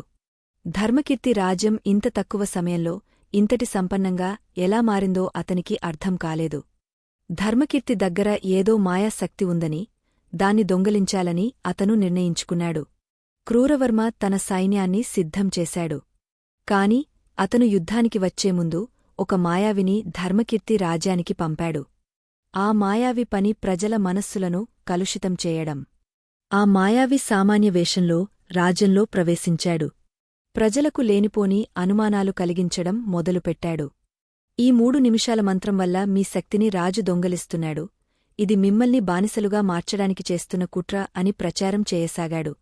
కొందరు ప్రజలు ఆ మాటలు నమ్మడం మొదలుపెట్టారు. మనిషి స్వభావం అటువంటిది, వెలుగుకంటే చీకటిని త్వరగా నమ్ముతుంది. ప్రజల్లో మళ్లీ అసంతృప్తి మొదలైంది. ఉదయాన్నే నిద్ర లేవడం మానేశారు. మళ్లీ రాజ్యంలో పాత సమస్యలు తలెత్తాయి. ధర్మకీర్తికి ఈ విషయం తెలిసింది. అతను బాధపడలేదు, కాని దీనికి పరిష్కారం ఏమిటా అని ఆలోచించాడు. బలవంతంగా ఎవరినీ దైవమార్గంలో నడిపించలేము. ప్రజలకు తమ తప్పు తామే తెలుసుకునేలా చేయాలి. ధర్మకీర్తి మళ్లీ తన ధ్యాన మందిరానికి వెళ్లాడు. ఈసారి అతను తన కోసం కాదు, తన ప్రజల కోసం ఆ 3 నిమిషాల మంత్రాన్ని సంకల్పంగా మార్చాడు. అతని సంకల్పం ఆకాశంలోకి ఒక శక్తివంతమైన తరంగంలా ప్రయాణించింది. ఆ రాత్రి ప్రజలందరికీ ఒకే రకమైన కల వచ్చింది. ఆ కలలో వారు పడుతున్న కష్టాలు, ఆ మాయావి చేస్తున్న మోసం అన్నీ స్పష్టంగా కనిపించాయి. మరుసటి రోజు ఉదయం ప్రజలందరూ తమ తప్పు తెలుసుకుని రాజభవనం ముందు గుమిగూడారు. వారు ధర్మకీర్తిని క్షమించమని వేడుకున్నారు. ఆ మాయావి తన మంత్రాలు పని చేయకపోవడంతో అక్కడి నుండి పారిపోయాడు. ధర్మకీర్తి ప్రజలను ఉద్దేశించి ఇలా అన్నాడు: సోదరులారా, విశ్వాసం అనేది ఒక మొక్క వంటిది. దాన్ని ప్రతిరోజూ కృతజ్ఞత అనే నీటితో తడపాలి. మీలోని ప్రశాంతతను ఎవరు దొంగలించలేరు, మీరే దాన్ని వదులుకుంటే తప్ప. ఈ 3 నిమిషాల సాధన మీ ఆత్మగౌరవం కోసం, మీ కుటుంబ క్షేమం కోసం అని గుర్తుంచుకోండి. ఆ విధంగా ధర్మకీర్తి తన రాజ్యాన్ని మళ్లీ దారిలో పెట్టాడు. కాని క్రూరవర్మ సైన్యం ఇప్పుడు సరిహద్దులకు చేరుకుంది. వారు ధర్మకీర్తి రాజ్యాన్ని ముట్టడించడానికి సిద్ధంగా ఉన్నారు. ధర్మకీర్తి సైన్యం సంఖ్యలో తక్కువగా ఉంది, కాని వారి దగ్గర ఒక అజేయమైన శక్తి ఉంది. ఆ శక్తి యుద్ధ రంగంలో ఎలా పనిచేస్తుంది? వేలమంది శత్రు సైనికులను ధర్మకీర్తి తన మంత్రబలంతో ఎలా ఎదుర్కొంటాడు? ఈ ఆధ్యాత్మిక యుద్ధం ఏ మలుపు తిరుగుతుంది అన్నది ముందు ముందు మనం తెలుసుకోబోయే అద్భుత ఘట్టం. ఈ కథ కేవలం ఒక రాజు గురించి కాదు, మనలోని అంతర్గత శక్తుల గురించి. క్రూరవర్మ సైన్యం సరిహద్దుల వద్ద సముద్రంలా ఉప్పొంగుతోంది. వేల సంఖ్యలో ఏనుగులు, గుర్రాలు, కరవాలాలు ధరించిన సైనికులు యుద్ధోన్మాదంతో కేకలు వేస్తున్నారు. ఆ కేకలు ఆకాశాన్ని తాకుతున్నాయి. అటువైపు ధర్మకీర్తి సైన్యం సంఖ్యలో చాలా తక్కువగా ఉన్నా వారి ముఖాల్లో ఎటువంటి ఆందోళన లేదు. వారు యుద్ధానికి రాలేదు, ఒక మహా తపస్సు చేయడానికి వచ్చినట్లుగా నిశ్చలంగా ఉన్నారు. క్రూరవర్మ తన రథంపై నుండి అట్టహాసంగా నవ్వుతూ ధర్మకీర్తిని చూసి ఎగతాళి చేశాడు. ఓయి సాధురాజా, నీ 3 నిమిషాల మంత్రం నా బాణాల వేగాన్ని ఆపగలదా? నీ ఆధ్యాత్మికత నా సైన్యం తొక్కే తొక్కల కింద నలిగిపోవాల్సిందే అని గర్జించాడు. అతని కళ్లలో క్రూరత్వం తాండవిస్తోంది. ధర్మకీర్తి ప్రశాంతంగా తన రథం దిగా నేలమీద కూర్చున్నాడు. అతనిని చూసి అతని సైన్యం కూడా అలాగే నేలమీద పద్మాసనం వేసి కూర్చున్నారు. సూర్యోదయానికి ముందు సమయమది. గాలిలో అద్భుతమైన నిశ్శబ్దముంది. క్రూరవర్మ ఆశ్చర్యపోయాడు. యుద్ధం చేయవలసిన సమయంలో వీరేమిటి ఇలా కూర్చున్నారు? వీరికి పిచ్చి పట్టిందా అని ఆలోచించాడు. ధర్మకీర్తి తన సైన్యానికి సంజ్ఞ చేశాడు. వారందరూ కళ్ళు మూసుకుని ఆ 3 నిమిషాల ప్రక్రియను ప్రారంభించారు. మొదటి నిమిషం కృతజ్ఞత. తమ శత్రువులో కూడా ఉన్న ఆ పరమాత్మ దైవత్వాన్ని వారు స్మరించారు. తమను చంపడానికి వచ్చిన వారి పట్ల కూడా కరుణను ప్రదర్శించారు. ఆ కృతజ్ఞత వారి మనస్సులను హిమాలయాలంతా ప్రశాంతంగా మార్చింది. రెండవ నిమిషం శ్వాస. ఆ తెల్లవారుజాము గాలిలో ఉన్న ప్రాణశక్తిని తమలోకి ఆహ్వానించారు. ప్రతి సైనికుడు తన శ్వాసను ఒక క్రమపద్ధతిలో తీసుకోవడం వల్ల వారి శరీరాలు అజేయమైన శక్తితో నిండిపోయాయి. వారి కండరాలు ఉక్కులా మారాయి. వారి మెదడులో ఎటువంటి భయం లేదు. మూడవ నిమిషం రాగానే వారందరూ ఏకకంఠంతో ఆ దివ్యమంత్రాన్ని మనస్సులో స్మరించారు. ఆ సమయంలో ఒక వింతైన శబ్దం గాలిలో పుట్టింది. అది కేవలం మనుషులు చేసే శబ్దం కాదు, ప్రకృతి మొత్తం కలిసి పాడుతున్నట్లుగా ఉంది. ఆ మంత్రం నుండి వెలువడే ప్రకంపనలు ఒక అదృశ్య గోడలా ధర్మకీర్తి సైన్యం చుట్టూ ఏర్పడ్డాయి. ఆ గోడను ఏ శక్తీ భేదించలేదు. క్రూరవర్మ సహనం కోల్పోయి తన సైన్యాన్ని దాడి చేయమని ఆజ్ఞాపించాడు. వేల సంఖ్యలో బాణాలు ధర్మకీర్తి సైన్యం వైపు దూసుకువచ్చాయి. కాని ఒక అద్భుతం జరిగింది. ఆ బాణాలు ధర్మకీర్తి సైన్యం చుట్టూ ఉన్న ఆ కాంతి వలయాన్ని తాకగానే పూలరెక్కల్లా కింద పడిపోయాయి. ఒక్క బాణం కూడా ఏ సైనికుడిని తాకలేకపోయింది. ఇది చూసిన క్రూరవర్మ సైన్యం భయంతో వణికిపోయింది. గుర్రాలు ముందుకు అడుగు వేయడానికి నిరాకరించాయి. ఏనుగులు వెనక్కి తిరిగా తమ సొంత సైన్యాన్నే తొక్కడం మొదలుపెట్టాయి. క్రూరవర్మకు ఏం జరుగుతుందో అర్థం కాలేదు. తన సైన్యం తన మాట వినడం లేదు. ఆయుధాలు తమ పదునును కోల్పోయాయి. ధర్మకీర్తి నెమ్మదిగా కళ్ళు తెరిచాడు. అతని కళ్ల నుండి వెలువడే కాంతిని క్రూరవర్మ చూడలేకపోయాడు. ధర్మకీర్తి లేచి నిలబడి ఇలా అన్నాడు: క్రూరవర్మ, నీవు భౌతికమైన బలాన్ని నమ్ముకున్నావు. కాని నేను ఆత్మబలాన్ని నమ్ముకున్నాను. ఈ 3 నిమిషాల్లో మేము పొందిన ఏకాగ్రత ఈ విశ్వంలోని పంచభూతాలను మాకు అనుకూలంగా మార్చుకుంది. నీ సైనికుల మనస్సుల్లో ఇప్పుడు యుద్ధం చేయాలనే కోరికలేదు. వారు శాంతిని కోరుకుంటున్నారు. ఎందుకంటే మా మంత్రశక్తి వారిలోని క్రోధాన్ని కడిగివేసింది. ఏ మనస్సులో అయితే ద్వేషముండదో ఆ మనస్సు యుద్ధం చేయలేదు. ఇక నీవు ఎవరితో యుద్ధం చేస్తావు? నీవు ఒంటరివాడివి అయ్యావు అని గంభీరంగా చెప్పాడు. క్రూరవర్మ తన కత్తిని తీసుకుని ధర్మకీర్తి వైపు దూకాడు. కాని అతను ధర్మకీర్తి దగ్గరకు వెళ్లేసరికి అతని శరీరం స్తంభించిపోయింది. అతని కాళ్ళు కదలడం లేదు. అతని చేతులు మొద్దుబారిపోయాయి. ధర్మకీర్తి ప్రశాంతంగా అతని దగ్గరకు వెళ్లి, క్రూరవర్మ, నీవు గెలవాలని అనుకున్నది భూమిని, కాని నీవు ఓడిపోయింది నీ మనస్సును. ఈ 3 నిమిషాల మంత్రం నీలో ఉన్న అహంకారాన్ని దహించి వేయడానికి సిద్ధంగా ఉంది. నీవు శరణు కోరుకుంటే నీకు ప్రాణభిక్ష పెడతాను అని అన్నాడు. క్రూరవర్మ కళ్లలో అప్పటివరకు ఉన్న అహంకారం పోయి భయం ప్రవేశించింది. అతను తన కత్తిని వదిలేసి ధర్మకీర్తి పాదాలమీద పడ్డాడు. శత్రు సైన్యం మొత్తం జయజయధ్వానాలు చేసింది. వారు తమ ఆయుధాలను పక్కనపెట్టి ధర్మకీర్తి సైనికులతో కలిసిపోయారు. అక్కడ శత్రువులు లేరు, మిత్రులు లేరు, కేవలం మానవులే ఉన్నారు. బ్రహ్మముహూర్తంలో చేసిన ఆ 3 నిమిషాల సాధన ఒక మహాయుద్ధాన్ని నివారించింది. వేలమంది ప్రాణాలను కాపాడింది. ఇది చూసిన దేవతలు ఆకాశం నుండి పుష్పవృష్టి కురిపించారు. ప్రకృతిమాత ఆనందంతో పులకించిపోయింది. ధర్మకీర్తి తన రాజ్యాన్ని కాపాడుకోవడమే కాకుండా శత్రువు రాజ్యాన్ని కూడా ధర్మ మార్గంలోకి తీసుకువచ్చాడు. ఈ విజయానికి కారణం ఏ ఆయుధమూ కాదు, కేవలం ఆ మంత్రం అందించిన అంతర్గత శాంతి. ఆ రాత్రి యుద్ధం జరగవలసిన చోట శాంతి సభ జరిగింది. ధర్మకీర్తి అందరికీ బ్రహ్మముహూర్తం యొక్క ప్రాముఖ్యతను వివరించాడు. నిద్రలేవగానే మనం చేసే ఆలోచనలే మన జీవితాన్ని నిర్మిస్తాయని, క్రోధంతో నిద్రలేస్తే రోజంతా అశాంతిగా ఉంటుందని, కృతజ్ఞతతో నిద్రలేస్తే అద్భుతాలు జరుగుతాయని చెప్పాడు. క్రూరవర్మ కూడా ఆ మాటలు విని తన తప్పు తెలుసుకున్నాడు.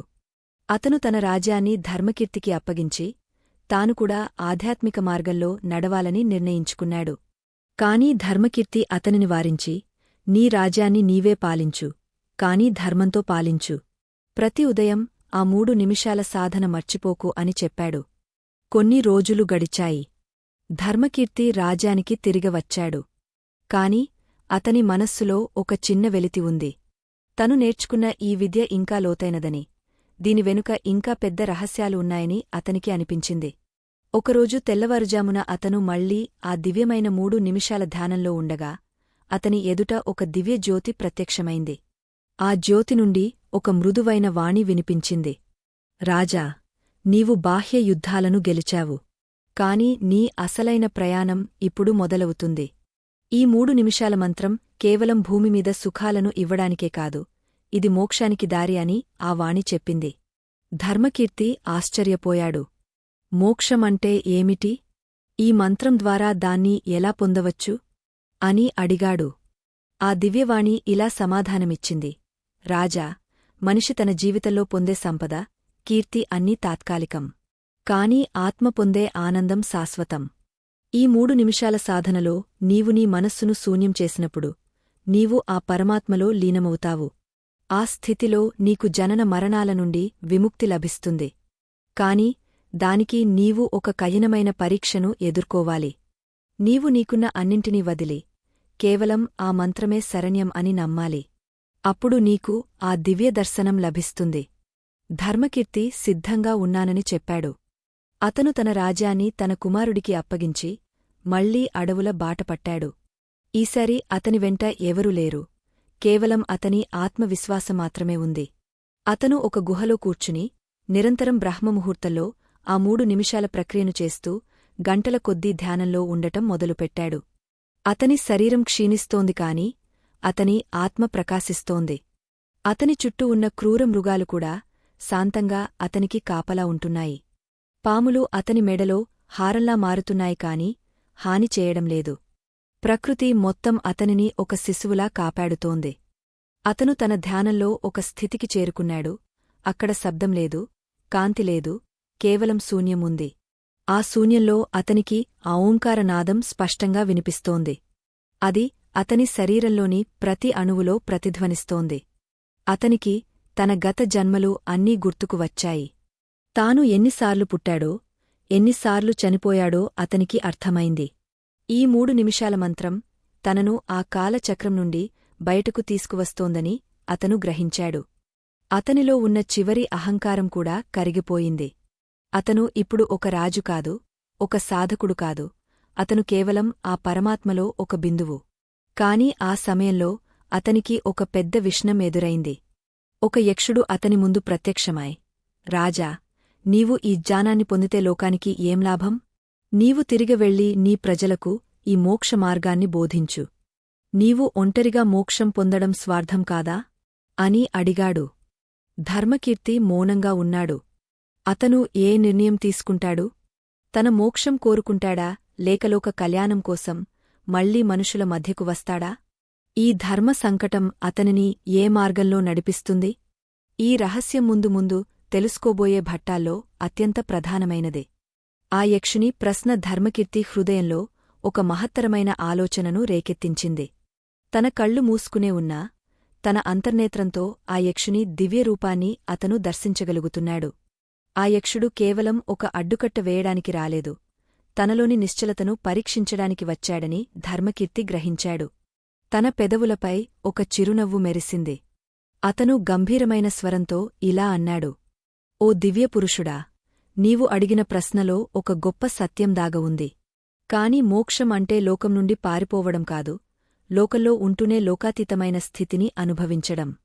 నేను పొందిన ఈ 3 నిమిషాల మంత్ర రహస్యం కేవలం నా ఒక్కడికోసమే అయితే అది విద్య కాదు, అది స్వార్థం అవుతుంది. కాని నేను ఈ మంత్రాన్ని నా ప్రాణవాయువులో లీనం చేసుకున్నప్పుడు నేను ఈ విశ్వంలోని ప్రతి అణువుతో అనుసంధానం అయ్యాను. ఈ అడవిలో ఉన్న చెట్లు, పక్షులు, చివరకు నీవు కూడా నాలో భాగంగానే కనిపిస్తున్నారు. నేను ఎక్కడికి వెళ్ళాలి? నేను ఎక్కడ ఉన్నా ఆ పరమాత్మతోనే ఉన్నాను. నా ప్రజలకు ఈ జ్ఞానాన్ని అందించడం నా బాధ్యత కాదు, అది నా స్వభావం. వెలుగు తన ఉనికిని చాటుకోవడానికి ప్రయత్నించదు, అది సహజంగానే చీకటిని తొలగస్తుంది. యక్షుడు అతని సమాధానానికి ముగ్ధుడయ్యాడు, కాని పరీక్ష ఇంకా ముగియలేదు. యక్షుడు తన మాయాశక్తితో ధర్మకీర్తి ముందు ఒక దృశ్యాన్ని సృష్టించాడు. ఆ దృశ్యంలో ధర్మకీర్తి రాజ్యం కనిపిస్తోంది. ప్రజలందరూ ఆకలితో అలమటిస్తున్నారు, అరాచకం తాండవిస్తోంది. ప్రజలు ధర్మకీర్తిని నిందిస్తున్నారు. రాజు మనల్ని వదిలేసి అడవులకు వెళ్ళిపోయాడు, మన కష్టాలు పట్టించుకోవడం లేదు అని వారు ఆక్రోశిస్తున్నారు. ఆ దృశ్యం చూసి సామాన్యులెవరైనా చలించిపోతారు. కాని ధర్మకీర్తి నిశ్చలంగా ఉన్నాడు. అతను తన లోపల ఉన్న ఆ 3 నిమిషాల ప్రశాంతతను వీడలేదు. యక్ష ప్రశ్న, ధర్మ సంకటం. ఆ మాయా దృశ్యం వైపు చూస్తూ ధర్మకీర్తి ఇలా అన్నాడు: ఓ యక్షరాజా, ఈ మాయ నన్ను భయపెట్టలేదు. ఈ లోకంలో జరిగే ప్రతి సంఘటన ఒక కారణంతోనే జరుగుతుంది. నా ప్రజలు కష్టాలు పడుతున్నారంటే వారు మళ్లీ తమ అంతరంగం వైపు చూసుకోవాలని ప్రకృతి హెచ్చరిస్తోంది. నేను భౌతికంగా అక్కడ ఉన్నా లేకపోయినా నేను అందించిన ఆ 3 నిమిషాల మంత్ర విజ్ఞానం వారి దగ్గరే ఉంది. వారు ఆ రహస్యాన్ని స్మరించినంత కాలం వారికి ఎటువంటి లోటు ఉండదు. ఒకవేళ వారు దాన్ని మర్చిపోతే నేను మళ్లీ వెళ్లి గుర్తుచేస్తాను. కాని ఈ మాయా చిత్రాలు నా మనస్సును అశాంతికి గురి చేయలేవు. యక్షుడు తన అసలు రూపాన్ని వెల్లడించాడు. ఆయన ఒక సాక్షాత్తు దైవస్వరూపంలా కనిపిస్తున్నాడు. రాజా, నీవు నిజమైన స్థితప్రజ్ఞుడివి.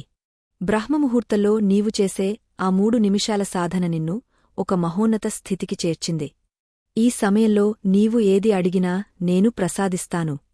నీకు స్వర్గలోక భోగాలు కావాలా, లేక అనంతమైన జ్ఞానం కావాలా అని అడిగాడు. ధర్మకీర్తి వినయంగా తలవంచి, స్వామీ, నాకు ఏ భోగాలు వద్దు. నేను తెలుసుకున్న ఈ 3 నిమిషాల మంత్ర రహస్యం ప్రతి సామాన్య మానవుడికి అందాలి. ప్రతి ఒక్కరూ నిద్రలేవగానే ఆ 3 నిమిషాల దివ్యత్వాన్ని అనుభవించాలి. అదే నా కోరిక అని చెప్పాడు. ఆ దివ్యపురుషుడు ఆనందంతో ఇలా అన్నాడు: రాజా, నీ కోరికలోక కళ్యాణకారకం. అందుకే ఈ మంత్రం యొక్క మరొక గుజ్జ రహస్యాన్ని నీకు ఉపదేశిస్తున్నాను. బ్రహ్మముహూర్తంలో మనిషి నిద్రలేవగానే అతని మెదడులో ఉండే పీనియల్ గ్రంథి ఒక ప్రత్యేకమైన ద్రవాన్ని స్రవిస్తుంది. ఆ సమయంలో చేసే మంత్రపఠనం ఆ ద్రవంతో కలిసి శరీరమంతా అమృతంలా ప్రవహిస్తుంది. ఇది కేవలం ఆధ్యాత్మికం కాదు, ఇది ఒక మహాశాస్త్రం. ఈ రహస్యాన్ని ఎవరైతే పాటిస్తారో వారికి అకాల మృత్యువు ఉండదు. వారు నిరంతరం యవ్వనంగా, ఉత్సాహంగా ఉంటారు.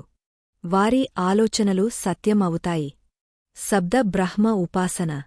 ఈ 3 నిమిషాల ప్రక్రియలో మొదటి నిమిషం మనిషి తన భూతకాలాన్ని క్షమించాలి.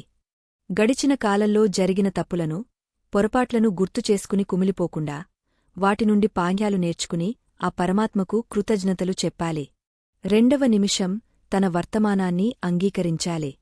తనకున్న స్థితిని గౌరవిస్తూ తన శ్వాస ద్వారా విశ్వశక్తిని ఆహ్వానించాలి. మూడవ నిమిషం తన భవిష్యత్తును నిర్మించుకోవాలి. ఆ మంత్రాన్ని పఠిస్తూ తాను ఏది కావాలని అనుకుంటున్నాడో దాన్ని దృశ్య రూపంలో ఊహించుకోవాలి. ఈ 3 నిమిషాల కలయికే జీవిత పరమార్థం. ధర్మకీర్తి ఆ ఉపదేశాన్ని తన హృదయ పీకంపై ముద్రించుకున్నాడు. ఆ సమయంలో ఆకాశం నుండి ఒక దివ్యమైన వాణి వినిపించింది. రాజా, నీవు ఇప్పుడు ఒక జ్ఞానివి. నీవు తిరిగా నీ ప్రజల వద్దకు వెళ్ళు. కాని ఈసారి రాజుగా కాదు, ఒక జగద్గురువుగా వెళ్ళు. నీ రాజ్యాన్ని ధర్మక్షేత్రంగా మార్చు. ప్రతి ఉదయం నీవు పశించే ఆ మంత్రం ఈ భూమండలం అంతటా ప్రతిధ్వనించాలి. ఎక్కడైతే ఆ 3 నిమిషాల సాధన జరుగుతుందో అక్కడ దరిద్రం, రోగం, శోకముండవు. ఇది నా వాక్కు అని ఆ వాణి పలికింది. ధర్మకీర్తి తన కళ్ళు తెరిచాడు. అతని ముందు ఉన్న యక్షుడు మాయమైపోయాడు. కాని ఆ గుహ అంతా ఒక అద్భుతమైన కాంతితో నిండి ఉంది. అతను గుహ నుండి బయటకు వచ్చాడు. ప్రకృతి అతనికి స్వాగతం పలుకుతున్నట్లుగా ఉంది. చెట్లు తమ కొమ్మలను వంచి అతనికి వందనం చేస్తున్నాయి. గాలి ఎంతో మధురంగా వీస్తోంది. అతను నడుచుకుంటూ తన రాజ్యం వైపు సాగాడు. దారిలో అతనికి ఎంతోమంది సాధువులు మునులు ఎదురయ్యారు. వారందరూ ధర్మకీర్తి ముఖంలో ఉన్న ఆ తేజస్సును చూసి ఆశ్చర్యపోయారు. ఈయన సామాన్య రాజు కాదు, ఒక మహాసిద్ధుడు అని వారు చర్చించుకోసాగారు. మాయాలోక దర్శనం. ధర్మకీర్తి రాజ్య సరిహద్దుకు చేరుకునేసరికి ప్రజలందరూ ఎదురుచూస్తున్నారు. యక్షుడు చూపించిన ఆ మాయా దృశ్యం నిజం కాదు. రాజ్యం ఎంతో సుభిక్షంగా ఉంది. కాని ప్రజల్లో ఒక రకమైన తృష్ణ ఉంది. తమ రాజు ఎప్పుడు వస్తాడా, తమకు మరిన్ని ఆధ్యాత్మిక రహస్యాలు ఎప్పుడు చెబుతాడా అని వారు ఆతృతగా ఉన్నారు. ధర్మకీర్తిని చూడగానే ప్రజల ఆనందానికి అవధులు లేవు. వారు పూలవాన కురిపించారు. ధర్మకీర్తి వారిని ఉద్దేశించి ఇలా అన్నాడు: మిత్రులారా, నేను మీకు ఒక అపురూపమైన కానుకను తీసుకువచ్చాను. అది బాహ్య సంపద కాదు, అది మీ లోపల ఉన్న అనంతమైన శక్తిని మేల్కొలిపే మంత్రం. మీరు ప్రతి ఉదయం నిద్రలేవగానే మంచమీద నుండి కిందకు దిగకముందే ఆ 3 నిమిషాల ప్రక్రియను ప్రారంభించండి. మొదటి నిమిషం మీ తల్లిదండ్రులకు, గురువులకు, దైవానికి కృతజ్ఞతలు తెలుపుకోండి. రెండవ నిమిషం మీ అరచేతులను చూసుకుంటూ అందులో ఉన్న ఆ దివ్యశక్తులను దర్శించండి. మూడవ నిమిషం ఈ మంత్రాన్ని మనసారా పయించండి. ఓం నమో భగవతే వాసుదేవాయ, లేదా మీ ఇష్ట దైవమంత్రం. ఆ మంత్రం మీ నాడీ వ్యవస్థలో ఒక విద్యుత్ ప్రవాహాన్ని సృష్టిస్తుంది. అది మీ చుట్టూ ఉన్న నెగటివ్ ఎనర్జీని హరిస్తుంది. మీ పనుల్లో విజయాన్ని ప్రసాదిస్తుంది. ధర్మకీర్తి చెప్పిన ఈ రహస్యం ప్రజల్లో ఒక కొత్త చైతన్యాన్ని నింపింది. రాజ్యంలో ప్రతి ఒక్కరూ దీన్ని పాటించడం మొదలుపెట్టారు. విద్యార్థులు తమ చదువులో రాణించారు. వ్యాపారులు లాభాలు గడించారు. వృద్ధులు ఆరోగ్యంగా ఉండటం మొదలుపెట్టారు. ఆ రాజ్యం ఒక స్వర్గలోకంలా మారిపోయింది. కాని ఈ విజయవంతమైన ప్రయాణంలో ఒక రహస్య శత్రువు ఇంకా పొంచి ఉన్నాడు. ఆ శత్రువు మరెవరో కాదు, మనిషిలోని కాలదోషం. ఆ కాలదోషాన్ని ఎలా జయించాలో, ఆ 3 నిమిషాల మంత్రం కాలాతీత స్థితిని ఎలా ఇస్తుందో ధర్మకీర్తి తన శిష్యులకు వివరించడం ప్రారంభించాడు. జ్ఞానోదయం, ఒక మహోన్నత సత్యం. ఒకరోజు ఒక శిష్యుడు అడిగాడు: గురుదేవా, ఈ 3 నిమిషాల సాధన కేవలం ఉదయం పూట మాత్రమే ఎందుకు చేయాలి? మిగతా సమయంలో చేస్తే ఫలితముండదా అని. ధర్మకీర్తి చిరునవ్వు నవ్వి ఇలా అన్నాడు: నాయనా, సూర్యోదయానికి ముందు ప్రకృతి మొత్తం ఒక యోగ స్థితిలో ఉంటుంది. గాలిలో ఓజస్సు అనే శక్తి ఉంటుంది. ఆ సమయంలో మన శరీరంలోని ప్రాణశక్తికి, విశ్వశక్తికి మధ్య ఉన్న తలుపులు తెరుచుకుంటాయి. మిగతా సమయంలో మన చుట్టూ ఉండే ప్రాపంచిక ఆలోచనలు, శబ్దాలు ఆ అనుసంధానానికి అడ్డుపడతాయి. అందుకే బ్రహ్మముహూర్తం అనేది ఒక దివ్య ముహూర్తం. ఆ 3 నిమిషాలు నీవు చేసే సాధన మిగతా 24 గంటల నీ జీవితాన్ని శాసిస్తుంది. ఇది ఒక విత్తనం నాటడం వంటిది. విత్తనం సరైన సమయంలో నాటితేనే అది మహావృక్షమవుతుంది. అలాగే నీ మనస్సును సరైన సమయంలో దైవం వైపు మళ్లిస్తే నీ జీవితం సుసంపన్నం అవుతుంది. ఇది కేవలం మంత్రం కాదు, ఇది నీ ప్రాణాన్ని పవిత్రం చేసే ప్రక్రియ. ఈ సత్యాన్ని గ్రహించినవాడు ఎన్నడూ దున్హకించడు. వాడు అపజయాలను చూసి భయపడడు. ఎందుకంటే వాడికి తెలుసు, తన వెనుక ఆ విశ్వశక్తి ఉందని. ధర్మకీర్తి బోధనలు వింటుంటే ప్రజలకు తమ జీవితాల పట్ల ఒక కొత్త ఆశ చిగురించింది. కాని ఆ సమయంలోనే ఆకాశంలో ఒక వింతైన మార్పు కనిపించింది. పట్టపగలే నక్షత్రాలు మెరవడం మొదలైంది. గాలిలో ఒక తెలియని గంభీరమైన శబ్దం వినిపించింది. అది ఒక గొప్ప మార్పుకు సంకేతం. ధర్మకీర్తి కళ్ళు మూసుకుని ధ్యానంలోకి వెళ్లాడు. అతనికి అర్థమైంది, తను ఈ భూమిమీద చేయవలసిన పని ముగింపు దశకు చేరుకుందని. కాని వెళ్లే ముందు అతను ప్రజలకు ఒక పరమ రహస్యాన్ని చెప్పవలసి ఉంది. ఆ రహస్యమేమిటి? అది విన్న తర్వాత ప్రజల జీవితాలు ఎలా మారతాయి అన్నది మన కథలో అత్యంత కీలకమైన మలుపు. ఆకాశంలో మెరుస్తున్న ఆ దివ్య నక్షత్రాలను చూసి ప్రజలు విస్మయానికి గురయ్యారు. పట్టపగలే వెలుగులు విరజిమ్ముతున్న ఆ తారకలు ఏదో ఒక మహత్కార్యానికి ఆరంభంలా అనిపించాయి. ధర్మకీర్తి తన సింహాసనాన్ని వదిలి మెల్లగా కిందకు దిగవచ్చాడు. అతని నడకలో ఒక విధమైన భారము, గుండెల్లో ఒక గొప్ప నిశ్శబ్దము తాండవిస్తున్నాయి. అతను ప్రజలందరినీ తన వద్దకు రమ్మని సంజ్ఞ చేశాడు. రాజభవన ప్రాంగణం మొత్తం నిశ్శబ్దమైపోయింది. గాలికూడా తన వేగాన్ని తగ్గించి ఆ మహానుభావుని మాటలు వినడానికి ఆగపోయినట్లుగా ఉంది. ధర్మకీర్తి గంభీరస్వరంతో ఇలా చెప్పడం ప్రారంభించాడు. నా ప్రియమైన ప్రజలారా, ఈ సృష్టిలో ప్రతిదీ ఒక క్రమ పద్ధతిలో జరుగుతుంది. సూర్యుడు ఉదయించడం, చంద్రుడు వెలుగునివ్వడం, నదులు ప్రవహించడం అన్నీ ఆ పరమాత్మ సంకల్పం. కాని మనిషి మాత్రమే తన స్వార్థంతో ఆ సంకల్పానికి అడ్డుతగులుతున్నాడు. నేను మీకు నేర్పించిన ఆ 3 నిమిషాల మంత్రం కేవలం మీ సంపద కోసం కాదు. అది మీ ఆత్మను పరమాత్మతో కలిపే ఒక సేతువు. ఈ నక్షత్రాల వెలుగు మనకు ఒక హెచ్చరికను ఇస్తోంది. కాలం వేగంగా మారుతోంది. ఈ మార్పులో మీ మనస్సును నిలకడగా ఉంచుకోవడమే మీరు సాధించవలసిన అతిపెద్ద విజయం. మనం నిద్రలేవగానే ఆ 3 నిమిషాల ప్రక్రియలో చేసే మొదటి నిమిషం గురించి మీకు తెలుసు. అది కృతజ్ఞత. కాని ఆ కృతజ్ఞత కేవలం మాటల్లో ఉండకూడదు. అది మీ హృదయం నుండి ఒక ప్రవాహంలా రావాలి.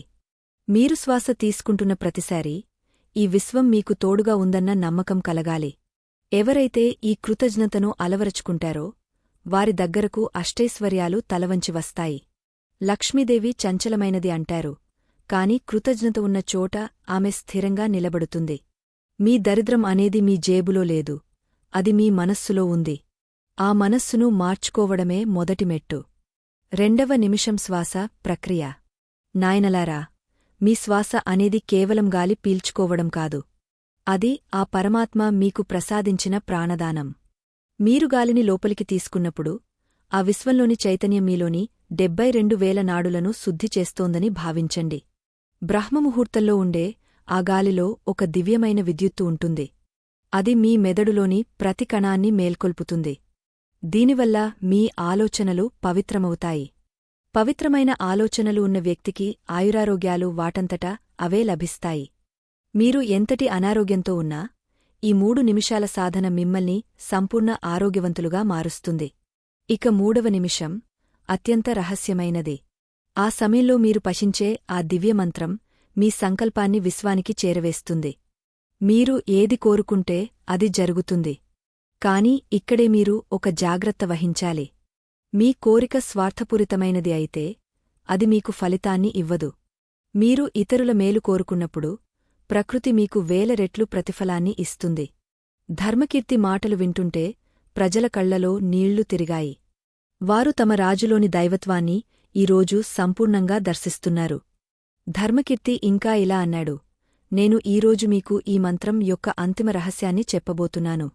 బ్రహ్మముహూర్తంలో మీరు మంత్రం పయిస్తున్నప్పుడు మీ కనుబొమ్మల మధ్య ఉన్న ఆజ్ఞా చక్రం వద్ద ఒక నీలి రంగు కాంతిని ఊహించుకోండి. ఆ కాంతి మీ లోపల ఉన్న అజ్ఞానాన్ని దహించివేస్తుంది. ఆ సమయంలో మీరు శబ్ద బ్రహ్మంతో అనుసంధానం అవుతారు. మీ నోటి నుండి వెలువడే ప్రతిమాట ఒక మంత్రంగా మారుతుంది. మీరు ఎవరిని దీవించినా అది ఫలిస్తుంది. మీరు ఏ పని చేపట్టినా అది విజయవంతం అవుతుంది. కాని ఈ శక్తిని మీరు కేవలం మంచి పనులకే ఉపయోగించాలి. లేని పక్షంలో ఆ శక్తి మీకే హాని కలిగిస్తుంది. ఇది ప్రకృతి ధర్మం. దీన్ని ఎవరూ అతిక్రమించలేరు. రాజ్యంలో ఉన్న పండితులు, మేధావులు ధర్మకీర్తి బోధనలకు విస్తుపోయారు. ఇంతటి గంభీరమైన రహస్యాలను ఇంత సరళంగా ఎవరూ చెప్పలేదు. ధర్మకీర్తి తన ప్రసంగాన్ని కొనసాగస్తూ, మిత్రులారా, నేను మీకు ఈ విద్యను నేర్పించడానికి ఒక కారణముంది. రాబోయే రోజుల్లో ప్రపంచం ఎన్నో మార్పులకు లోనవుతుంది. మనిషి తన ఉనికిని కోల్పోయే పరిస్థితి వస్తుంది. అప్పుడు ఈ 3 నిమిషాల సాధన మాత్రమే మీకు రక్షణ కవచంలా నిలుస్తుంది. మీ ఇళ్లే మీ దేవాలయాలుగా మారాలి. మీ మనస్సులే మీ మంత్రపీకాలు కావాలి. అప్పుడే ఈ భూమిమీద స్వర్గం సాక్షాత్కరిస్తుంది అని బోధించాడు. ఆ సమయంలో ఆకాశం నుండి ఒక దివ్యమైన సుగంధం వెలువడింది. గాలిలో మంగళ వాయిద్యాలు మ్రోగుతున్నట్లుగా అనిపించింది. ధర్మకీర్తి తన కళ్లను నెమ్మదిగా మూసుకున్నాడు. అతని శరీరం చుట్టూ ఒక అద్భుతమైన తేజస్సు ఏర్పడింది. అతను ఇప్పుడు ఒక సామాన్య మనిషిలా లేడు, ఒక సాక్షాత్తు పరమశివుడిలా ప్రకాశిస్తున్నాడు. ప్రజలందరూ భక్తితో మోకరిల్లారు. ధర్మకీర్తి తన లోపల ఉన్న ప్రాణశక్తిని పైకి మళ్లిస్తున్నాడని, అతను ఈ లోకాన్ని వదిలి వెళ్లడానికి సిద్ధమవుతున్నాడని అందరికీ అర్థమైంది. కాని అతను వెళ్లే ముందు తన ప్రజలకు ఒక చివరి సందేశాన్ని, ఒక పరమసత్యాన్ని అందించవలసి ఉంది. ఆ సందేశం ఏమిటో తెలుసుకోవాలని అందరూ ఆతృతగా ఎదురుచూస్తున్నారు. ధర్మకీర్తి తన మౌనాన్ని వీడి అత్యంత మృదువైన స్వరంతో ఇలా అన్నాడు. నా ప్రయాణం ముగింపుకు వచ్చింది. నేను ఇన్నాళ్ళు మీకు చెప్పినవి అన్నీ ఒక ఎత్తు. ఇప్పుడు చెప్పబోయేది మరొక ఎత్తు. ఈ 3 నిమిషాల రహస్యం మీ జీవితాన్ని ఎలా మార్చబోతోందో నేను మీకు ప్రత్యక్షంగా చూపించబోతున్నాను. మీరు ఇప్పుడు మీ కళ్ళు మూసుకోండి. మీ అంతరంగంలో ఆ దివ్యనాదాన్ని వినండి. ప్రజలందరూ రాజు చెప్పినట్లే చేశారు. ఆ సమయంలో వారు పొందిన అనుభూతి వర్ణనాతీతం. వారికి తమ గత జన్మలు, తాము చేసిన పుణ్యపాపాలు అన్నీ స్పష్టంగా కనిపించాయి. వారందరి హృదయాల్లో ఒక వింతైన శాంతి నెలకొంది. తమ రాజు తమకు ఇస్తున్నది కేవలం ఒక మంత్రం కాదు, అది ఒక అమృత ప్రసాదం అని వారు గ్రహించారు. ధర్మకీర్తి తన 2 చేతులను పైకి చాచాడు. ఆకాశం నుండి ఒక పెద్ద కాంతి కిరణం అతనిపై పడింది. ఆ కిరణం భూమిని తాకగానే ఆ రాజ్యంలో ఉన్న కరువు కాటకాలు, రోగాలు అన్నీ ఒక్క క్షణంలో మాయమైపోయాయి. ఎండిపోయిన చెట్లు చిగురించాయి. నదులు నిండుగా ప్రవహించాయి. ఇది ఒక అద్భుతం. ఇది ఒక మాయ కాదు, ఇది ధర్మం యొక్క శక్తి. బ్రహ్మముహూర్తంలో చేసే నిష్కామ సాధన యొక్క ఫలితం. ధర్మకీర్తి ఆ కాంతిలో మెల్లగా కలిసిపోతున్నాడు. అతని రూపం అస్పష్టంగా మారుతోంది. కాని అతని గొంతుమాత్రం అందరికీ వినిపిస్తూనే ఉంది. నాయనలారా, నేను ఎక్కడికి వెళ్లడం లేదు. ఈ 3 నిమిషాల మంత్రం ఎక్కడైతే పహించబడుతుందో అక్కడ నేను ఉంటాను. మీ ప్రతిశ్వాసలో నేను ఉంటాను. మీ ధర్మంలో నేను ఉంటాను. ఈ సాధనను మాత్రం వదలకండి. ఇదే మీ తరతరాలకు శ్రీరామరక్ష.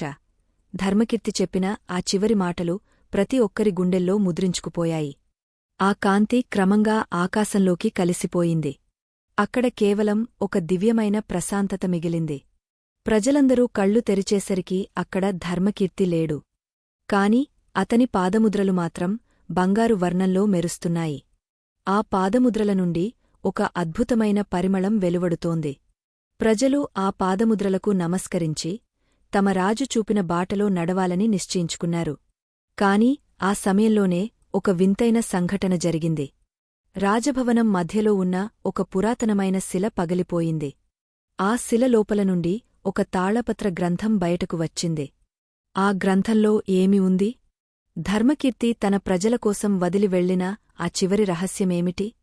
అది ఈ ప్రపంచాన్ని ఎలా మార్చబోతోంది? ముందున్న కాలంలో మనం ఆ రహస్యాన్ని తెలుసుకోబోతున్నాం. బ్రహ్మముహూర్తం యొక్క సంపూర్ణ వైభవం ఏమిటో, ఆ 3 నిమిషాల సాధన ఒక సామాన్య మనిషిని దైవంగా ఎలా మారుస్తుందో ఈ గ్రంథం వివరిస్తుంది. ఈ కథా ప్రయాణం ఇప్పుడు ఒక మహోన్నతమైన ముగింపు వైపు సాగుతోంది. ఆ ముగింపు మీ జీవితాలను ఒక కొత్త మలుపు తిప్పుతుంది. సిద్ధంగా ఉండండి. ఆ దివ్యజ్ఞానాన్ని స్వీకరించడానికి మీ మనస్సును సిద్ధం చేసుకోండి. ఈ లోకంలో అసాధ్యమైనది ఏదీ లేదు. ఆ పరాశక్తి మీ వెంట ఉన్నప్పుడు. ఆ శిల పగిలిన శబ్దం రాజధాని అంతటా ఒక దివ్యమైన ప్రకంపనలా ప్రతిధ్వనించింది. ఆ శిల లోపల నుండి వెలువడిన తాళపత్ర గ్రంథం సామాన్యమైనది కాదు.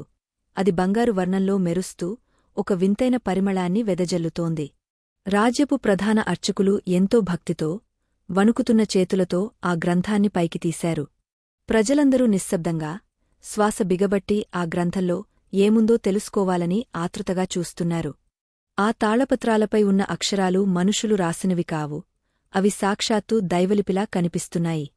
అర్చకులు ఆ గ్రంథాన్ని తెరిచి అందులోని మొదటి వాక్యాన్ని చదవగానే వారి కళ్ల నుండి ఆనంద బాష్పాలు రాలాయి. ఆ గ్రంథంలో ధర్మకీర్తి ఇలా రాశాడు: నా ప్రియమైన ప్రజలారా, మీరు ఈ అక్షరాలను చదువుతున్నారంటే నేను భౌతిక రూపంలో మీకు దూరమయ్యానని అర్థం. కాని నేను మీకు వదిలి వెళ్తున్న ఈ జ్ఞానం 110 సంవత్సరాల నా తపస్సు యొక్క ఫలం. బ్రహ్మముహూర్తంలో మీరు గడిపే ఆ 3 నిమిషాల సమయం మీ జీవితాన్ని ఎలా మారుస్తుందో ఈ గ్రంథం మీకు వివరిస్తుంది. ఇది కేవలం ఒక ఆచారం కాదు, ఇది ఈ విశ్వం యొక్క రహస్య తలుపులను తెరిచే తాళంచెవి. మొదటి నిమిషం మీరు చేసే కృతజ్ఞత ప్రక్రియ మీ శరీరంలోని ప్రతి కణాన్ని దైవత్వంతో నింపుతుంది. మీరు ఈ ప్రపంచానికి ఇచ్చే కృతజ్ఞత మీకు తిరిగా ఐశ్వర్యంగా మారుతుంది. రెండవ నిమిషం మీరు చేసే ఆ శ్వాస ప్రక్రియ మీ ప్రాణశక్తిని విశ్వశక్తితో అనుసంధానిస్తుంది. మన శరీరంలో ఉండే 72,000 నాడులు ఈ సమయంలోనే అత్యంత చురుగ్గా ఉంటాయి. మీరు పీల్చే ప్రతిశ్వాస మీ ఆయుష్షును పెంచుతుంది, మీ మనస్సులోని మాలిన్యాలను కడిగివేస్తుంది. కాని అత్యంత ప్రధానమైనది ఆ 3వ నిమిషం. ఆ సమయంలో మీరు వినవలసిన, స్మరించవలసిన ఆ మంత్రం మీ తలరాతను మారుస్తుంది. ఆ మంత్రం ఏమిటో, దాన్ని ఎలా పఠించాలో ఇప్పుడు నేను మీకు వివరిస్తాను. ఇది తెలుసుకున్నవాడు ఈ లోకంలో దేనికి భయపడడు. వాడు అజేయమైన శక్తివంతుడు అవుతాడు. గ్రంథంలో వివరించిన ప్రకారం ఆ 3వ నిమిషంలో మనిషి తన అంతరంగంలో ఒక అద్భుతమైన ధ్వనిని వినాలి. ఆ ధ్వని అకార, ఉకార, మకార సముదాయమైన ఓంకారనాదం. అయితే ఆ ఓంకారాన్ని కేవలం నోటితో పలకడం కాదు, దాన్ని నాభి నుండి హృదయం వరకు ప్రయాణింపజేయాలి. ఆ నాదం మీ వెన్నెముక గుండా ప్రయాణించి మెదడును తాకినప్పుడు మీలో ఉన్న సుప్త చేతనావస్థ మేల్కొంటుంది. ఆ సమయంలో మీరు ఏ చిన్న సంకల్పం చేసినా అది విశ్వవ్యాప్తమై తీరుతుంది. మీరు ఆరోగ్యం కావాలని కోరుకుంటే ఆరోగ్యం, సంపద కావాలని కోరుకుంటే సంపద మీ చెంతకు చేరతాయి. ధర్మకీర్తి ఆ గ్రంథంలో మరొక అద్భుతమైన సత్యాన్ని రాశాడు. బ్రహ్మముహూర్తంలో ఆ 3 నిమిషాల సాధన చేసేటప్పుడు మీరు మీ 2 అరచేతులను కలిపి కళ్లకు అద్దుకోవాలి. ఆ సమయంలో మీ కళ్ల నుండి వెలువడే తేజస్సు మీ చేతుల ద్వారా శరీరమంతా ప్రవహిస్తుంది. దీనివల్ల మీ చుట్టూ ఒక అభేద్యమైన రక్షణ కవచం ఏర్పడుతుంది. ఎటువంటి క్షుద్రశక్తులు, దిష్టి దోషాలు మీ దరిచేరవు. మీ ఇల్లు ఒక పవిత్రమైన ఆలయంలా మారుతుంది. మీ ఇంట్లో ఉండే ప్రతి వస్తువు దైవత్వంతో నిండిపోతుంది. ఇది ధర్మకీర్తి తన ప్రజలకు ఇచ్చిన అంతిమ వరం. ఆత్మబంధువులారా, ఈ కథ ద్వారా మనం తెలుసుకోవలసిన అత్యంత ముఖ్యమైన పరమార్థాన్ని వివరించే ముందు ఒక చిన్న విన్నపం. ఈ ధర్మయజ్ఞంలో మీ సంపాదనలో కొంత భాగాన్ని వినియోగించడం వల్ల మీకు అపారమైన పుణ్య ఫలం దక్కుతుంది. మా ఈ ప్రయత్నాన్ని గౌరవించి మాకు మద్దతు ఇవ్వాలనుకునేవారు ఇప్పుడు స్క్రీన్ మీద కనిపిస్తున్న స్కానర్ని స్కాన్ చేసి మీ శక్తి మేరకు తోడ్పాటును అందించవచ్చు. ఇక ఇప్పుడు మన జీవితాలనే మార్చివేసే ఆ కీలకమైన ముగింపుని విందాం. ఇది ప్రతి ఒక్కరూ తెలుసుకోవాల్సిన అసలైన సత్యం. ఆ తాళపత్ర గ్రంథం చివరలో ధర్మకీర్తి ఒక పరమ రహస్యాన్ని వెల్లడించాడు. ఆ రహస్యమేమిటంటే, ఈ 3 నిమిషాల సాధన కేవలం లౌకిక సుఖాల కోసం మాత్రమే కాదు. ఇది ఆత్మ సాక్షాత్కారానికి మార్గం. ఎవరైతే నిరంతరం బ్రహ్మముహూర్తంలో ఆ దివ్యనాదాన్ని వింటారో వారికి మరణం పట్ల భయముండదు. వారు ఈ దేహాన్ని వదిలే సమయంలో కూడా అదే ప్రశాంతతతో ఉంటారు. ధర్మకీర్తి చెప్పిన ఆ అసలైన మంత్రం సోహం అంటే నేనే ఆ పరమాత్మను అని అర్థం. ఈ భావన మీలో స్థిరపడినప్పుడు మీరు సామాన్య మానవులు కాదు, మీరు నడిచే దైవాలు అవుతారు. ప్రజలందరూ ఆ గ్రంథంలోని విషయాలు విని మౌనంగా ఉండిపోయారు. వారందరికీ ఒక గొప్ప జ్ఞానోదయం కలిగింది. తమ జీవితాల్లో ఇన్నాళ్లు పడిన కష్టాలు, ఆందోళనలు అన్నీ కేవలం అజ్ఞానం వల్లే కలిగాయని వారు గ్రహించారు. ఆ రోజు నుండి ఆ రాజ్యంలో ప్రతి ఒక్కరూ బ్రహ్మముహూర్తంలో నిద్రలేచి ఆ 3 నిమిషాల దివ్య సాధనను ప్రారంభించారు. ఆ రాజ్యం ప్రపంచానికే ఒక మార్గదర్శిగా మారింది. అక్కడ దొంగతనాలు లేవు, అసూయలేదు, కేవలం ప్రేమ మరియు ధర్మం మాత్రమే ఉన్నాయి. ధర్మకీర్తి భౌతికంగా లేకపోయినా అతని బోధనలు ప్రజల హృదయాల్లో చిరంజీవిగా నిలిచిపోయాయి. ఈ కథ మనకు నేర్పే పాఠం ఒక్కటే: కాలం అమూల్యమైనది, అందులోనూ బ్రహ్మముహూర్తం పరమ పవిత్రమైనది. నిద్ర లేవగానే మీరు గడిపే ఆ మొదటి 3 నిమిషాలు మీ తలరాతను మార్చే శక్తిని కలిగి ఉన్నాయి. ఆ సమయంలో మీరు చేసే ప్రార్థన, మీరు పయించే మంత్రం విశ్వానికి ఒక సందేశంలా వెళ్తుంది. కాబట్టి రేపు ఉదయం నుండి మీరు ఈ దివ్య సాధనను ప్రారంభించండి. మీ జీవితంలో జరిగే అద్భుతాలను మీరే స్వయంగా చూడండి. మీ లోపల ఉన్న ఆ అనంతమైన శక్తిని మేల్కొలపండి. ఆ పరమాత్మ ఆశీస్సులు మీపై ఎల్లప్పుడూ ఉండాలని ఆకాంక్షిస్తున్నాను. బ్రహ్మముహూర్త రహస్యాలను తెలుసుకున్న మీరు ఇప్పుడు ఒక నూతన ప్రయాణానికి సిద్ధమయ్యారు. మీ మనస్సులో ఉన్న అంధకారం తొలగిపోయింది. వెలుగువైపు అడుగులు వేయండి. కృతజ్ఞతతో కూడిన హృదయం, ధర్మంతో కూడిన నడక, మంత్రంతో కూడిన శ్వాస మీ జీవితాన్ని ధన్యం చేస్తాయి. ఈ సృష్టిలోని ప్రతి అణువు మీకు సహకరించడానికి సిద్ధంగా ఉంది. మీరు సిద్ధంగా ఉన్నారా? ఆ 3 నిమిషాల రహస్యాన్ని మీ గుండెల్లో పదిలపరుచుకోండి. అదే మీ విజయానికి, మీ శాంతికి మూలాధారం. ఈ జ్ఞానాన్ని 10 మందికి పంచండి. లోక కళ్యాణంలో భాగస్వాములు కావండి. ఈ కథా ప్రయాణం ఇక్కడితో సంపూర్ణమైనదే. స్వస్తి.